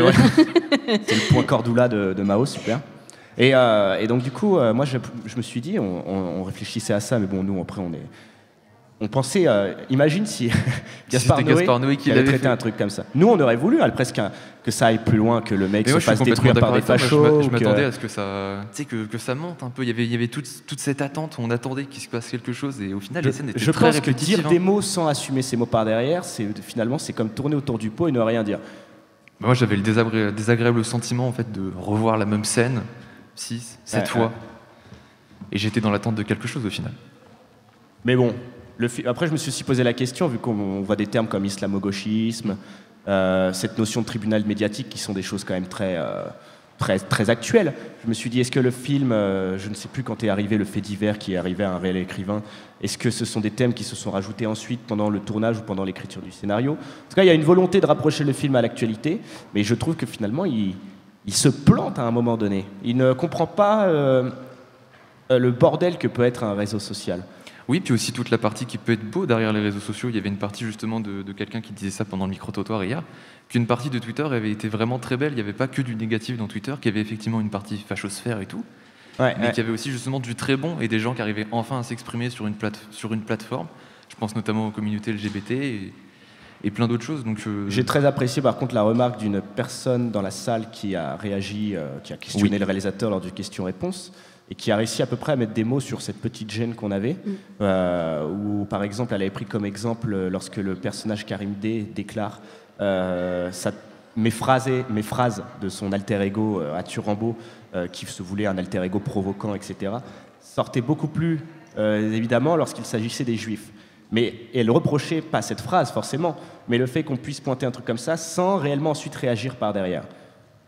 Oui, c'est vrai que ça réagit. Enfin, même cette phrase est montée dans la télé et elle n'est même pas montée dans le film par la suite, en fait, dans l'interview. Et tu as senti une position physique de Laurent Quintet qui s'est un peu braqué, peut-être? Ah oui, un peu. Bah, mais je comprends. Après, c'est normal, c'est son film, il veut le défendre, tu vois. Bon bah voilà, on veut pas faire un tribunal médiatique. Hein. Ce film a quand même beaucoup plu. Nous sommes très chiants. Non, mais allez le voir quand même au cinéma. Il sort en février, c'est ça? Février, Tape Castille. Puis moi, je suis moins nuancé que toi sur le jeu d'acteur. Je pense que la mise en scène n'a pas été mise en évidence, mais que ce jeu d'acteur est extrêmement talentueux. Et bah la preuve en est. Hein, extrêmement talentueux. Je pense qu'on le reverra très prochainement. Oui, alors on va le voir. Il commence à monter et tout. Rabat. C'est ça, oui. J'ai toujours trop de mal, désolée. Oui, on commence à le voir dans plein de petites productions, même des grosses productions, on l'a vu dans Grave. On va le revoir forcément dans le paysage du cinéma français qui arrive. C'était un cycle pour lui parce qu'il avait débuté avec Laurent Quintet. Ouais. Donc, avec Entre les murs, quand il était jeune. Donc là, il revient, il l'a vu grandir un peu. C'est excellent, quoi. Qu'est-ce qu'il y a, Anaïs? C'est une petite pause musicale, là? Oui, il va falloir annoncer la suite, puisque après on va parler des enfants un petit peu. J'ai besoin d'un ton un peu plus léger, vu qu'on va parler des enfants. On va s'écouter le thème de Wallace et Gromit, toujours notre amour pour Nick Park, on l'oublie pas. Et puis oui, Nick Park, c'est avant tout aussi quand même Wallace et Gromit, au-delà de Chicken Run. Écoutez, à tout de suite.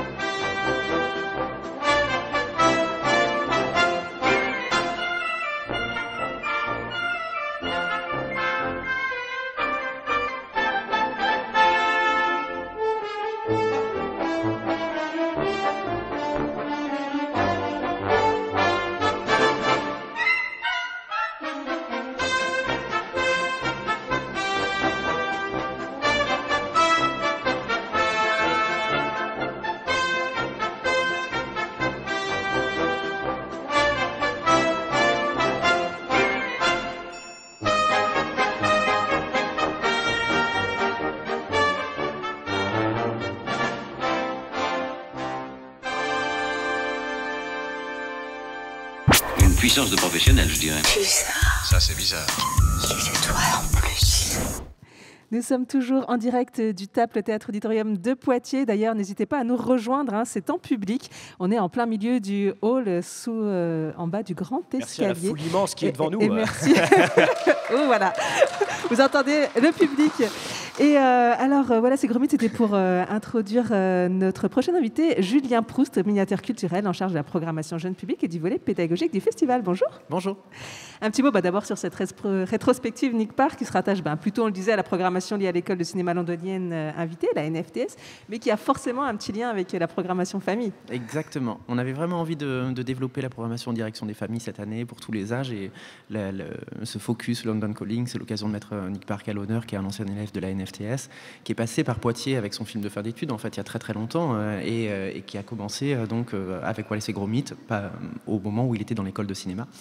Et on est hyper heureux de montrer ces films parce qu'ils sont géniaux, qu'on les a tous aimés enfants ou adultes, et que moi-même j'en ai découvert certains adultes et que je continue d'adorer tous ces films qui sont pour tous les âges, qui fourmillent de détails, de références, de clins d'œil, et c'est ça qui est un vrai bonheur dans les films de Nick Park, des studios Hardman, c'est qu'on y trouve tous notre compte.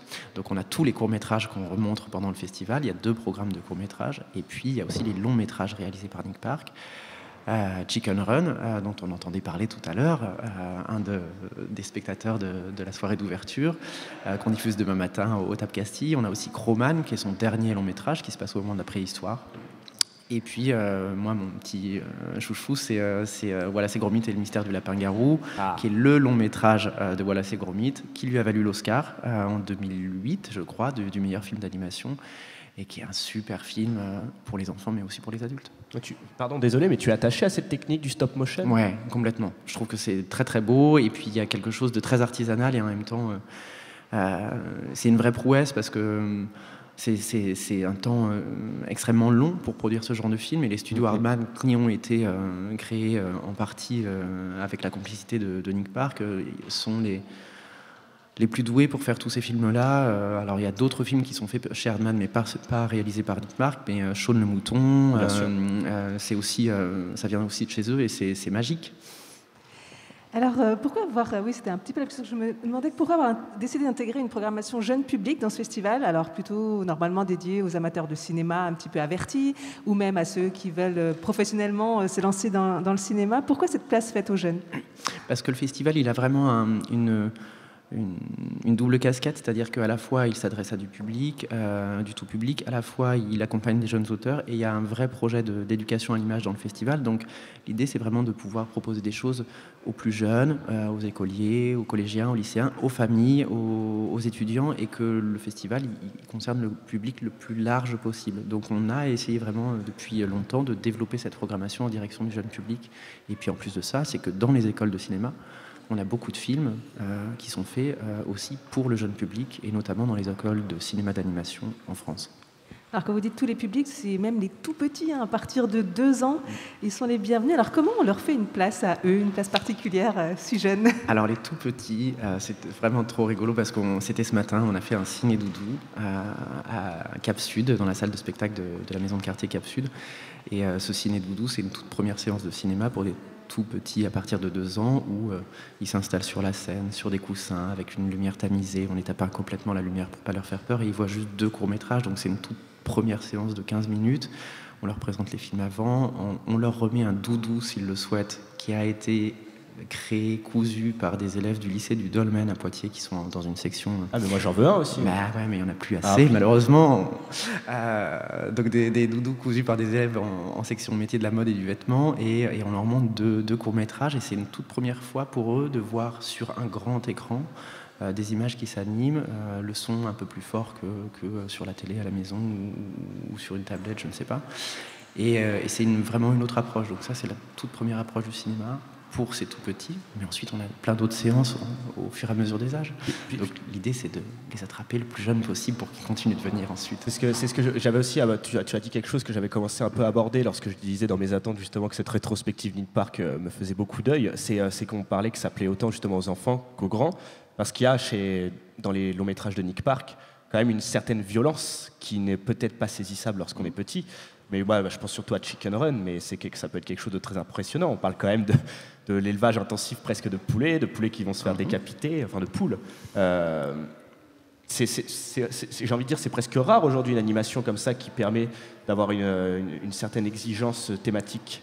Ouais, et c'est pas ce qu'on retrouve dans les films mainstream d'animation, finalement, des sujets forts, alors qu'en fait, dans les Nick Park, pour le coup, il y a vraiment cette double lecture que je trouve, moi, personnellement, très intéressante de pouvoir parler à des petits sur une histoire assez simple, des poules veulent s'échapper d'un poulailler, et avoir une réflexion un peu plus profonde. Et en plus de ça, Chicken Run, pour parler de celui-là, c'est aussi une relecture de La Grande Évasion, par exemple. Enfin voilà, il y a des vraies références cinématographiques qui parlent qu'à des adultes, pour le coup, des films que les enfants n'ont pas vus et qui sont géniales à trouver au fur et à mesure du film. Et pour les enfants, par exemple, Chicken Run va être en VF, j'imagine. Oui. Est-ce que c'est la VF, la première VF, ou c'est celle avec Gérard Depardieu, Valérie Lemercier? Parce qu'il y a eu plusieurs VF sur Chicken Run.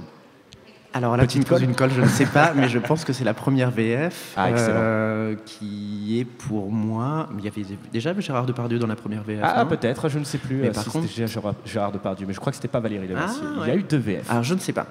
Là, je ne sais pas. On vérifiera. Revenons à ces expériences pour les enfants. Oui, alors c'était donc ce matin Ciné Doudou. Cet après-midi, c'était la séance super chouette pour les primaires, avec uniquement des courts-métrages. Ça aussi, c'est un format qu'ils ne connaissent pas forcément. Pourquoi avoir fait ce choix? Alors, c'est un format qu'ils commencent à connaître quand même, mais c'est surtout une manière pour nous de mettre à l'honneur les films qu'on reçoit des écoles de cinéma pour ces publics jeunes d'enfants de 6, 7, 8, 10 ans. Et en fait, dans les films qui étaient programmés cet après-midi dans la séance super chouette, qui est aussi une séance qui sera proposée au public scolaire dans la semaine, il y a 6 courts-métrages, et c'est des films qui sont faits dans les écoles de cinéma, donc c'est clairement l'objet du festival de montrer ces films-là. Et notamment en France, on a beaucoup d'écoles de cinéma d'animation qui sont très reconnues à l'international, où les étudiants font un cursus de 4 ou 5 ans et avant même qu'ils aient leur diplôme, ils sont embauchés dans des studios d'animation. Il y a une grande filière de production de cinéma d'animation aussi en France, et notamment à Angoulême, tout près de chez nous. Donc ces écoles, elles sont là aussi pour former des jeunes animateurs qui sont aussi engagés parfois à l'international dans les grands studios. Et il y a vraiment des très beaux films dans ces écoles-là, et ils valent le coup d'être montrés à des enfants, et même exploités en classe par des enseignants ensuite, parce qu'ils valent le détour, et ça mérite d'analyser comment ils sont fabriqués et comment ils racontent ce qu'ils racontent. Alors, prochain rendez-vous, c'est demain et mercredi avec les séances Piu Piu à partir de 3 ans. Donc, les films d'animation du Poitiers Film Festival, 5 courts-métrages. Est-ce qu'il y a des thématiques qui ressortent, des façons de faire l'animation particulières dans cette sélection? Alors, la thématique qui ressort sur la séance Piu Piu cette année, c'est l'amitié, le vivre ensemble. On a vraiment, pour le coup, programmé une séance Piu Piu en choisissant d'axer sur une thématique et de rassembler des films sur une thématique. En fait, c'est une séance qu'on a programmée l'année dernière, mais qu'on n'a pas pu diffuser, donc on la remet cette année. Et en plus de ça, c'est une séance qui voyage, parce qu'elle part en tournée dans 25 cinémas dans la Nouvelle-Aquitaine. Donc là, au mois de novembre et décembre, il y a plein d'écoles, plein d'enfants d'écoles maternelles et primaires qui vont voir cette séance dans des cinémas de milieu rural, dans les 10 des 12 départements de la Nouvelle-Aquitaine. Donc cette année, elle est thématique et elle est sur l'amitié. Elle s'appelle Piu Piu, main dans la main. Et c'est des histoires d'amitié entre 2 petites maisons qui font tout un voyage à travers les États-Unis, entre des personnages qui se bagarrent un même espace, entre un castor qui a un grand projet de construire un barrage immense dans la forêt, qui se fait aider par un cerf, un ours et un écureuil. Enfin voilà, c'est des histoires de collaboration, d'apprendre à vivre avec les autres. C'est une chouette séance, et elle est proposée aussi au public là, demain au Tap Castille à 16h. Oui, autour du festival, il y a, comme vous le disiez, des projections scolaires, il y a des projections dans les cinémas de Nouvelle-Aquitaine. Vous mettez aussi à disposition des cahiers pédagogiques. En fait, vous essayez vraiment que ce festival ait une mission d'éducation à l'image. C'est ça. Et on travaille vraiment avec le rectorat et l'inspection académique de la Vienne. On choisit les films ensemble dans les programmes scolaires qu'on compose pour leur intérêt pédagogique, enfin pour leur intérêt, pas pour ce qu'ils véhiculent forcément comme message, mais plutôt pour leur intérêt à être exploités en classe, analysés, regarder comment ils sont fabriqués, comment les réalisateurs ou les réalisatrices utilisent l'image et le son pour créer quelque chose, créer une histoire, créer un message. Et donc voilà, il y a une vraie collaboration pour faire que des écoliers, des collégiens, des lycéens puissent s'intéresser à ces courts-métrages, parce que voilà, on sait quand on est ado, on peut avoir un peu la facilité d'aller vers des produits des films, des séries qui sont un peu plus standardisés. Des produits. Ouais, mais c'est aussi des produits culturels. Et là, on essaye de leur montrer des choses un peu plus variées. Donc, par exemple, pour l'animation, ça passe par des techniques un peu différentes, parce que c'est vrai qu'il y a beaucoup de films de qualité en 3D, mais on peut aussi montrer du stop motion, du dessin, des choses voilà, de styles différents. Et puis, dans les programmes qui sont pour les collégiens et lycéens, on montre de la fiction, mais on montre aussi du documentaire, on montre aussi de l'animation, mais de l'animation pas pour enfants, parce qu'il y en a aussi beaucoup. Donc voilà, on essaye de les ouvrir sur d'autres cinématographies, d'autres pays, d'autres genres. Merci beaucoup Julien Proust d'être passé sur ce plateau. Il y a même des formations pour les enseignants, hein, donc plein de choses autour de l'éducation à l'image pendant ce festival. Merci beaucoup. Merci. Axel, je te passe la parole puisque nous accueillons les talents de demain maintenant. Oui, les talents de demain. Déjà autour de la table, on a Mathilde Fichet, bonjour. Bonjour. Et donc Mathilde Fichet, si tu es là, c'est parce qu'on va parler de la séance Ciné-Easy, qui est lundi soir à partir de 18h, avec bien sûr une rencontre. Ça se passe au TAP Castille. Et donc l'ESI, voilà, c'est l'école européenne supérieure de l'image. Il y a un site à Poitiers, bien évidemment. Et il y a aussi un site à Angoulême. On ne le dira jamais assez, Angoulême est quand même un pôle majeur de l'audiovisuel en France. Hein. Je pense que pas mal d'ailleurs des courts-métrages d'animation sortent des étudiants angoumois. Et donc, du coup, Mathilde, on voit que le programme il est composé de films qui sont réalisés par des étudiants de la première à la 5e année, que c'est très divers à nouveau. Hein, donc c'est de l'animation, de la fiction, de l'expérimental, du premier essai. Il y a aussi les films de diplôme. Toi, tu te situes où dans tout ça? Quelle année? Film de diplôme, expérimental? Moi, mon film, c'est un film d'animation. C'est un court-métrage qui a été que j'ai réalisé l'année dernière, donc en DNA1. Okay. Et donc, c'était un film de première année. Donc, voilà. Oula, tu dois être un peu emballé là de te dire putain ton film de première année va être...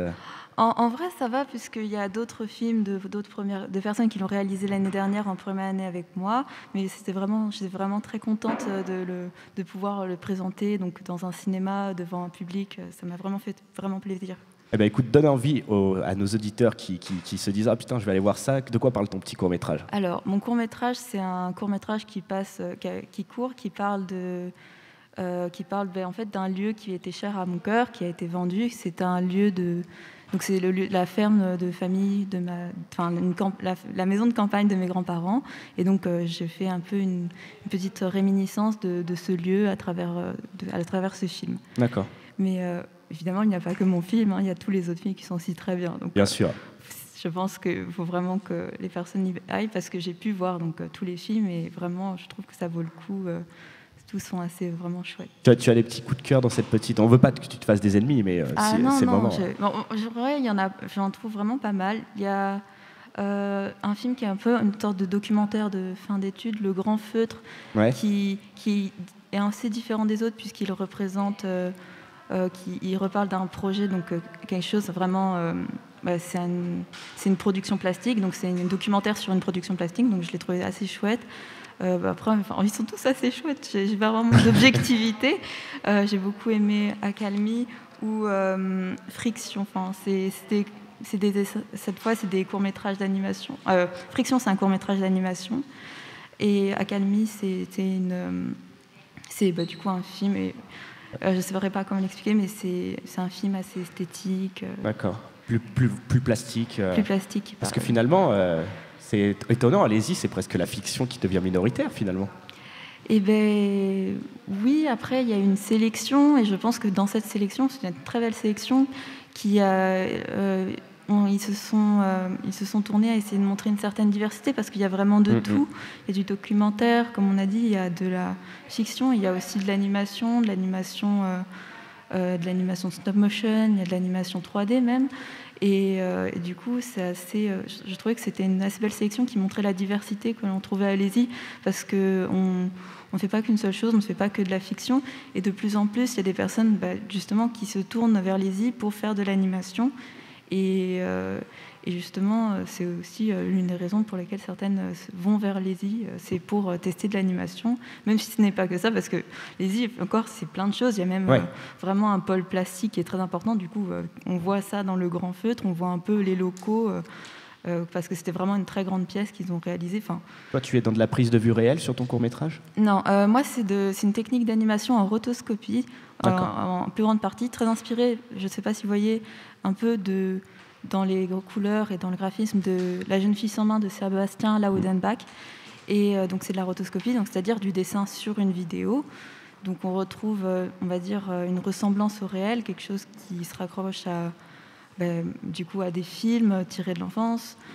Et donc voilà. Et il y a aussi également de l'animation 2D assez traditionnelle. Et sur un cours qui dure combien de temps pour le tien, par exemple? Alors, donc, il est issu d'une session, d'un workshop qui a duré 2 jours et demi. Ah, d'accord. Donc un temps très court, ce qui m'a donné, on va dire, l'obligation de travailler sur une économie de moyens.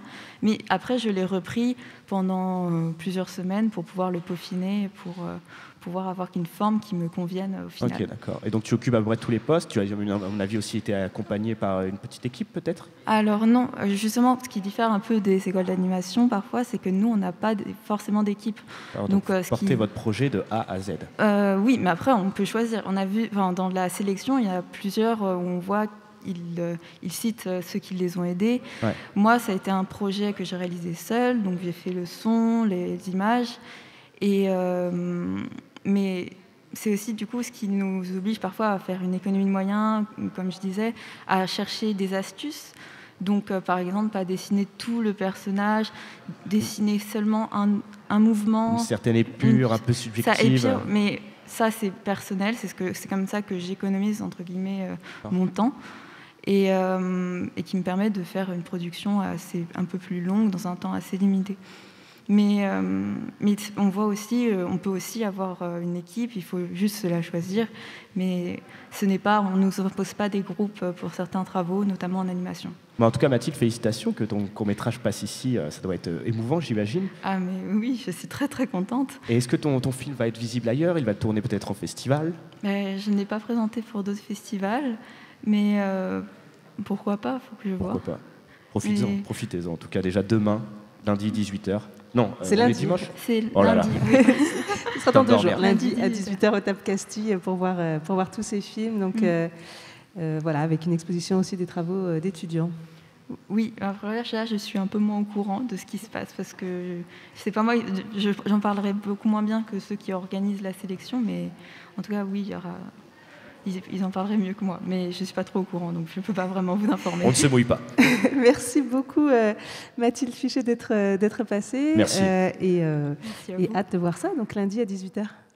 Ok, merci. Bon courage pour le reste d'études, allez-y. Merci. On continue en musique. Axel, alors tu as voulu faire un petit clin d'œil à la sélection de l'école britannique. Je ne sais pas si c'est vraiment un clin d'œil à la sélection de l'école britannique, mais bon, vu que le thème cette année, c'est quand même...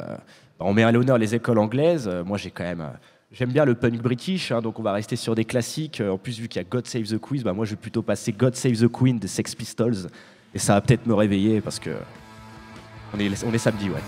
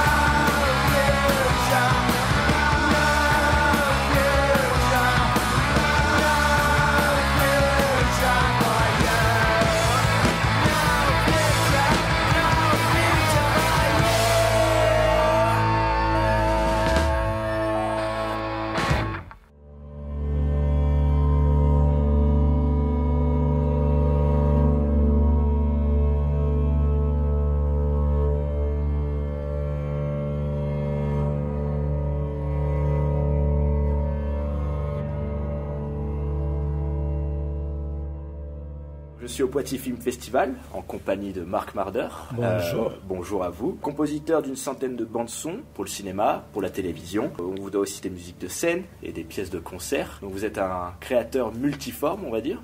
Et avec vous, on va parler un peu de musique et de cinéma. Vous, quels sont vos héros en matière de compositeur musical? Quelles sont vos références? Mozart et Stravinsky et Bach. Oui, Bernard, dans la musique de film, oui, Bernard Herrmann, c'était le plus grand. Est-ce que vous pensez que la musique est réellement indispensable au cinéma? Ça dépend le film. C'est la raison, oui, vous savez, mais les raisons originales d'avoir une musique au cinéma. Tout au début, il y avait pour couvrir le bruit du projecteur, et 2, parce que les gens avaient peur des images qui bougeaient sur le mur. Ils pensaient vraiment au début, on ne savait pas. Alors il y a ces 2 raisons possibles, mais dès qu'on a commencé à faire des musiques de film et qu'on sent vraiment la magie que c'est quand les 2 marchent ensemble, parce qu'il y a des moments quand il y a un vrai mariage entre musique et image, c'est magique. Il y a un moment, quand ça marche, c'est comme la musique était toujours sur cette image. Tu peux rien faire, tu peux pas le bouger, c'est comme une chose qui va tellement bien ensemble. Et là, c'est comme une nécessité, je trouve. Qu'est-ce que vous pouvez penser de ces cinéastes aujourd'hui, un peu à la manière de Tarantino, qui vont refuser la musique originale, qui vont du coup prendre des bandes son déjà préexistantes? Qu'est-ce que vous pouvez penser justement de cette utilisation, de ce rejet de musique originale? Je suis vraiment contre l'usage de musique existante sur les films. Oui, complètement contre. Parce que ces musiques n'était pas fait pour... mais oui, si c'est une musique de circonstance, il y a une danse, il y a une musique de boîte de nuit qui existe, ou une musique, etc. Mais je suis vraiment contre. Il y a très très peu qui marchent.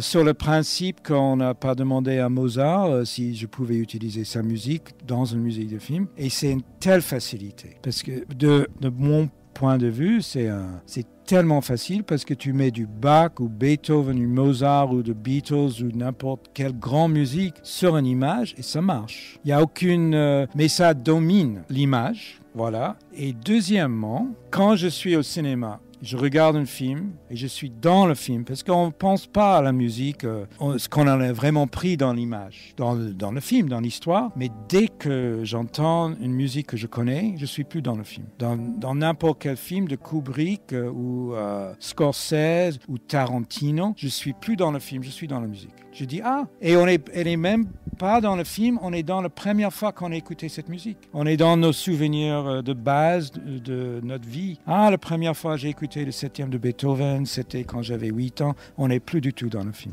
Je trouve que je suis complètement contre, sauf qu'il y a des exceptions. Il y a Pasolini. Pasolini, c'est une de vos grandes influences ou pas? Pasolini, oui, j'adore.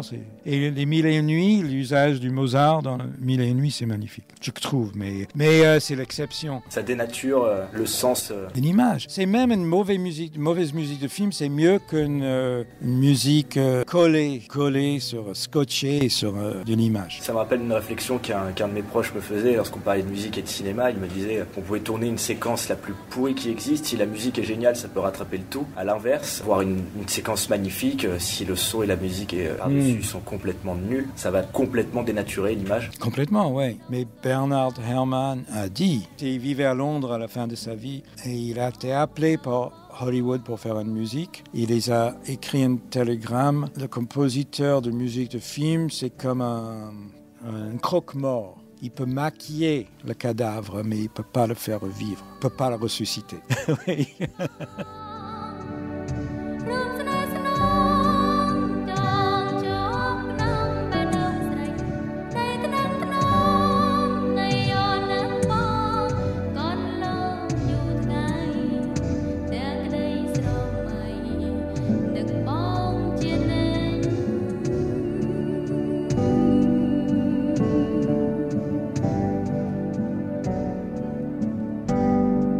Et Eh bien, mes amis, nous sommes de retour pour la dernière partie de notre plateau spécial Poitiers Film Festival.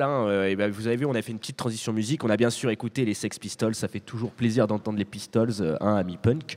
Et puis là, on a surtout entendu une interview de Marc Marder qui est sortie, que j'avais réalisée en 2019. Donc, les chers fidèles du Poitiers Film Festival s'en souviennent, puisqu'il était l'invité de l'édition 2019. Il était venu parler, bien sûr, de son expérience musicale, parce que Marc Marder, c'était un contrebassiste qui a participé aussi à la musique de films, notamment dans les films de Charles Lane et de Ritty Pan. Et puis on salue également tous nos amis croque-morts. Je parle des musiciens, comme a dit Marc Marder, vous avez été attentifs.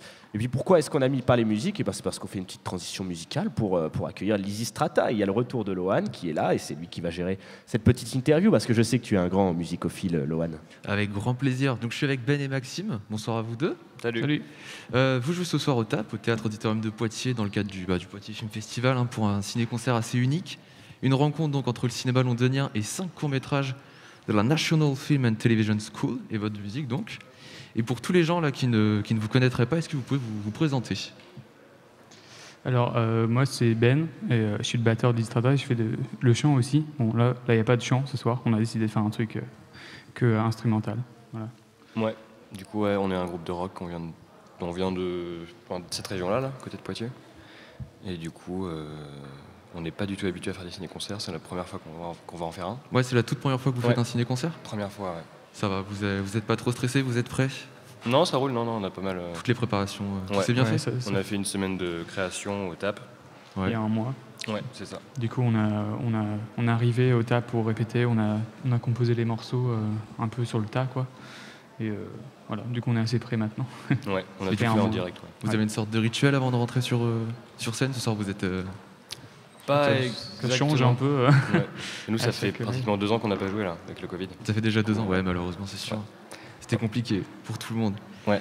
Mais du coup, vous en avez un petit peu parlé, on va repartir là-dessus. Composer la musique du coup d'un ciné-concert, c'est complètement différent, je suppose, que de composer la musique d'un album. Vous devez penser avec et pour les images. Donc en somme, vous composez dans un sens avec une matière qui est déjà construite, vous construisez sur les films. Et du coup, est-ce que vous pouvez nous décrire ce processus créatif? Comment vous avez procédé? Alors du coup, on avait reçu quelques mois avant tous les courts-métrages. C'est vous qui les avez choisis? Non, c'est l'équipe du Poitiers Film. D'accord. Du coup, qui nous a sélectionné des courts-métrages qui correspondaient à notre musique, tu vois, qui leur rappelaient un peu que ça pouvait marcher avec nous. Du coup, on les a pas mal regardés, on n'a pas composé dessus avant de bosser une semaine au TAP. On se laissait beaucoup de liberté. Et du coup, on avait juste l'écran, la grande salle, le minutage, et on essayait de faire un truc assez free. On n'a jamais fait ça, du coup, c'était un peu particulier. Mais je sais pas trop comment on a... on avait aussi, quand on est arrivé pour répéter au TAP, on avait le minutage et tout, donc on s'est pas mal basé dessus, et puis on a essayé surtout juste récréer l'ambiance générale, l'émotion générale de chaque plan, chaque scène. Ouais. Assez simplement, là, on a juste pris des accords qui nous paraissaient par exemple mélancoliques sur une scène mélancolique ou quoi, et puis on a composé autour, quoi. Mais au final, c'est quelque chose qu'on n'a jamais fait avant, mais on a pu composer très très rapidement parce que on a essayé de faire un morceau par jour de résidence, donc 5 jours, 5 films. Et au final, quand tu as les images devant, j'ai vraiment l'impression que les morceaux sont un peu composés tout seuls. On est en train de regarder l'image et en même temps, la musique sort vraiment très spontanément, quoi. Ouais, c'était beaucoup d'improvisation en fait. On regardait le film et là on balançait des riffs et tout le monde tournait autour et après on recommence, on repart, on refait la même chose en mieux, on coupe, on taille, enfin voilà, c'est... Qu'est-ce qui a fait que vous avez accepté de relever ce défi en fait? C'est vraiment particulier pour un groupe de faire C'est vrai que au début on a eu peur de le faire. On n'était pas hyper sûr de nous, surtout question de temps, parce qu'on s'est dit quand même créer 55 minutes de musique en l'espace de moins d'une semaine, c'est quand même un grand challenge, quoi. Mais au final on est allé avec, quoi, et on était assez rassurés parce qu'au bout de 3 jours de résidence, il y avait quand même 4 films qui étaient déjà où le son était déjà fait dessus, quoi. Et on a aussi laissé pas mal de place au son original du film. Donc il y a pas mal de moments où on s'arrête, par exemple, pour vraiment laisser le son du film, notamment il y a un des films qui est un documentaire social. Et il y a pas mal d'interviews où on a vraiment décidé de laisser la voix et de rien rajouter, pas d'artifice ni rien. Bah vous l'avez dit vous-même, là il y a 5 courts-métrages, 4 d'animation et un documentaire, c'est ça? Ouais, c'est ça. Est-ce que du coup il y en avait un genre qui était plus difficile qu'un autre de composer par-dessus? Ouais, le documentaire justement. Le documentaire était plus dur? Qui était plus long, où du coup c'est pas d'animation, c'est un vrai docu. Et du coup c'est vraiment un documentaire social assez dur, du coup de pas changer le propos. Enfin tu vois, le docu est assez neutre quand même, tu vois, c'est juste des interviews. Du coup c'est de pas tomber dans un truc... Enfin, je sais pas, trop mélancolique, trop triste. Enfin, tu vois, t'interprètes toujours. Du coup, c'était assez compliqué. C'est pour ça qu'on voulait se laisser du temps. On a passé vraiment, pour lui. On l'a laissé en dernier. On a passé 2 jours dessus. Et c'est vrai qu'au début, on commence à tomber dans le fait de, vu que c'est un documentaire, on va faire de la musique un peu Arte documentaire, très ambiante, quoi. Et au final, on s'est vraiment laissé faire du Lysistrata, quoi. Enfin, et il y a un gros contraste entre l'image et la musique, mais du coup, il se passe un truc, quelque chose qu'on trouve marche vachement bien, quoi, au final. Ouais. Vous avez une préférence pour l'une des 5 œuvres de ce soir, par rapport à votre création ou même par rapport au court-métrage, tout simplement? C'est tout. Tous très très différents. C'est vrai que le documentaire social est bien puissant. Je fais un peu mal. Ouais. Mais moi, j'aime beaucoup le morceau. Le film Facing It, qui me parlait beaucoup. Ouais, c'est super. Mais tous sont géniaux, ils sont vraiment géniaux et ils ont super bien choisi les films, quoi. Ça nous a beaucoup inspiré et ça nous a permis d'avoir beaucoup d'idées très très vite, quoi. Ouais. Mais tu vois, quand tu dis que pourquoi on a accepté ça directement, enfin, on a un peu hésité, mais en fait, on avait très envie de le faire, mais on doutait de notre capacité à faire ça dans le temps et de pouvoir le faire avec ce qu'on fait aussi à côté, en dehors pas du groupe, mais de ce qu'on fait pour le groupe actuellement. Du coup, on était un peu stressé là-dessus. Et après, tout le monde nous a pas mal rassurés. C'était assez, c'était tellement agréable à composer et à faire. Le moment de résidence, c'est une date unique, mais on aimerait trop le refaire, quoi, parce que c'est vraiment c'est un challenge, c'est quelque chose qu'on n'a jamais fait avant. Et c'est vraiment une manière totalement différente de voir la scène, quoi, et de réfléchir en composant. Donc c'était vraiment nouveau, mais super, quoi. C'est une super expérience. Mais justement, pour appuyer là-dessus, tu dis que c'est une nouvelle manière de redécouvrir la scène. Est-ce que justement, c'est pas aussi une nouvelle manière de redécouvrir votre façon à vous de composer votre musique, mais aussi votre musique, votre univers? Est-ce que vous avez justement, il y a souvent cette phrase qui est utilisée pour décrire les ciné-concerts, que les groupes ils doivent se réinventer. Ouais. Est-ce que vous avez senti le fait de recommencer, d'avoir un tout nouveau processus? Ouais. Le processus était vraiment différent. On ajoute aussi il y a un peu d'électro, tu vois. Ouais. Qu'on n'a pas du tout. On n'a jamais touché à ça avant. Ouais. Les boîtes à rythme. On échange pas mal d'instruments aussi. Tu vois, ça tourne beaucoup. Du coup, en fait, on s'est laissé à fond de liberté et pas du tout. Comme on avait plus de place et on pouvait plus faire durer, tu vois, des riffs, tu vois. Enfin, laisser place à un joli thème, toi, qu'on aime bien et le faire vivre et le faire évoluer, tu vois. Qu'on fait pas trop d'habitude. On casse beaucoup de choses. Du coup, ça te permet d'être plus libre, quoi. Vous avez des musiques qui sont très planantes, très atmosphériques, donc justement ça va par exemple en coordonnance par rapport à ce qui va être projeté ce soir, je suppose. Ouais,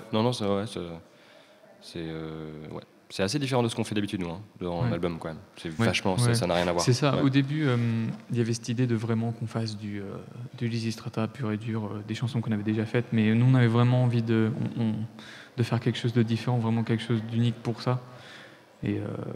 Et c'est clair que c'est une manière différente de composer. Et c'est vrai que cette histoire comme tu dis, de se réinventer, c'était vraiment ça. Et même, je trouve que c'est une super technique, même juste pour composer de la musique pour des albums, de composer sur de l'image, c'est hyper agréable, quoi. Ça t'inspire vachement. Et nous, on se base beaucoup, en fait, et puis de jouer devant un écran, c'est quand même assez fou, quoi, tu vois. C'est assez impressionnant, et tu vois, t'as des super courts-métrages hyper beaux, et toi, t'es en train de jouer dessus. Du coup, nous, on n'a pas essayé de... Enfin, on joue vachement par rapport à ce qui se passe à l'écran, quoi, tu vois. Du coup, on laisse vivre le truc et on essaye d'être d'être pile sur certaines actions. Tu vois, Oui, mais c'est un assez peu visuel, jouer quoi. sur et avec les images. Ouais, c'est ça. Voilà. C'est un peu comme suivre, très simplement, mais un peu comme suivre un chef d'orchestre, quoi. J'ai l'impression. Ouais, Parce qu'on c'est ça. on suit vraiment l'intensité de l'image. Enfin, on essaye au moins. Ouais. Et quand on le fait, quand on se lâche vraiment et qu'on arrête de réfléchir et qu'on suit l'image, ça marche. C'est là que ça marche le mieux, quoi. C'est vraiment cool. Vous avez d'autres questions? Alors non, Antenne. ça ira, mais parce que je pense que beaucoup de choses ont déjà été dites, mais en tout cas, je suis très amateur de l'exercice du ciné-concert et je suis très heureux que vous ayez pu vous mettre dessus, parce que vous l'avez dit, hein, c'est quelque chose de très particulier.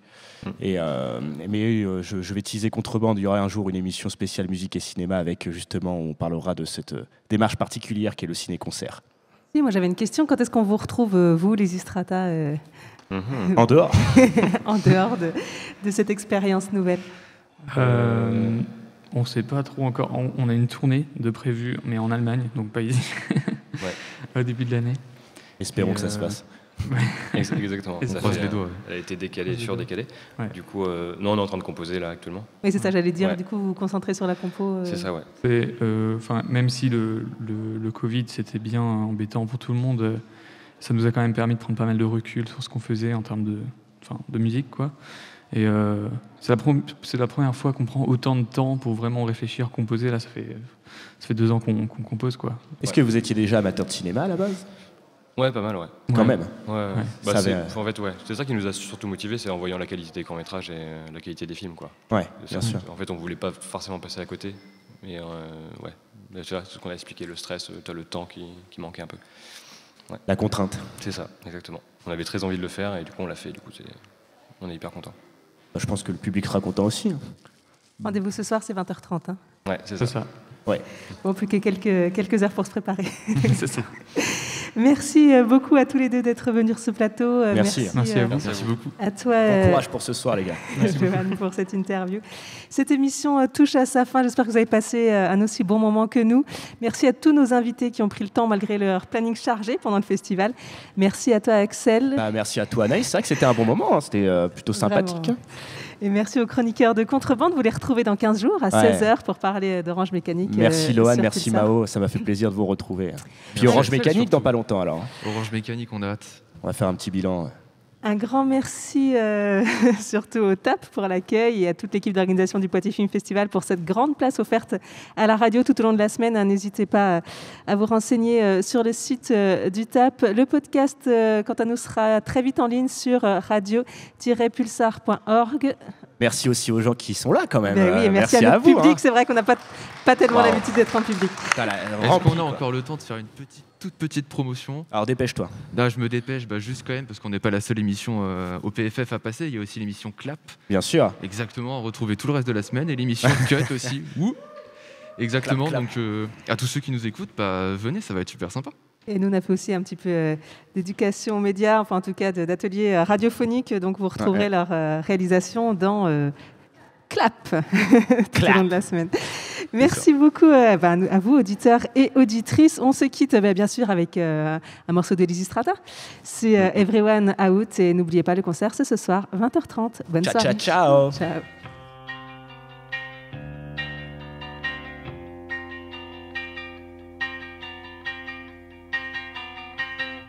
What is all of this uncontrollable mess all around us every day? We are frozen, slowly drifting out. Where is all the time that we seem to have on our shoulders yesterday? We're free falling, quickly burning out.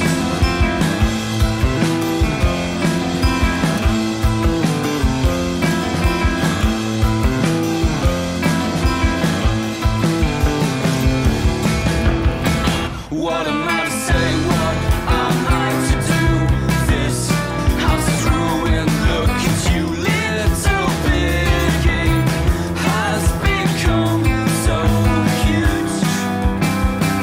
And all of this was just a masquerade. Big rotten apple painted pink, oh so pretty.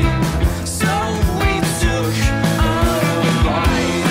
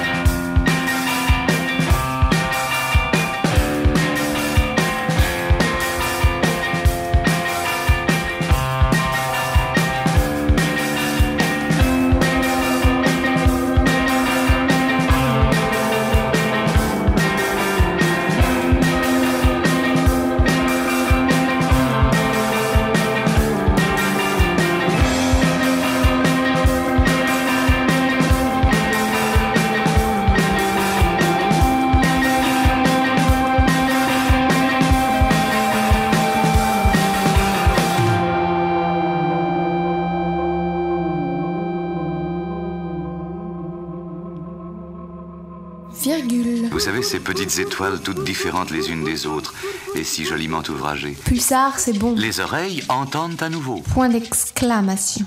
Exclamation. Exclamation. Exclamation. Exclamation. Exclamation.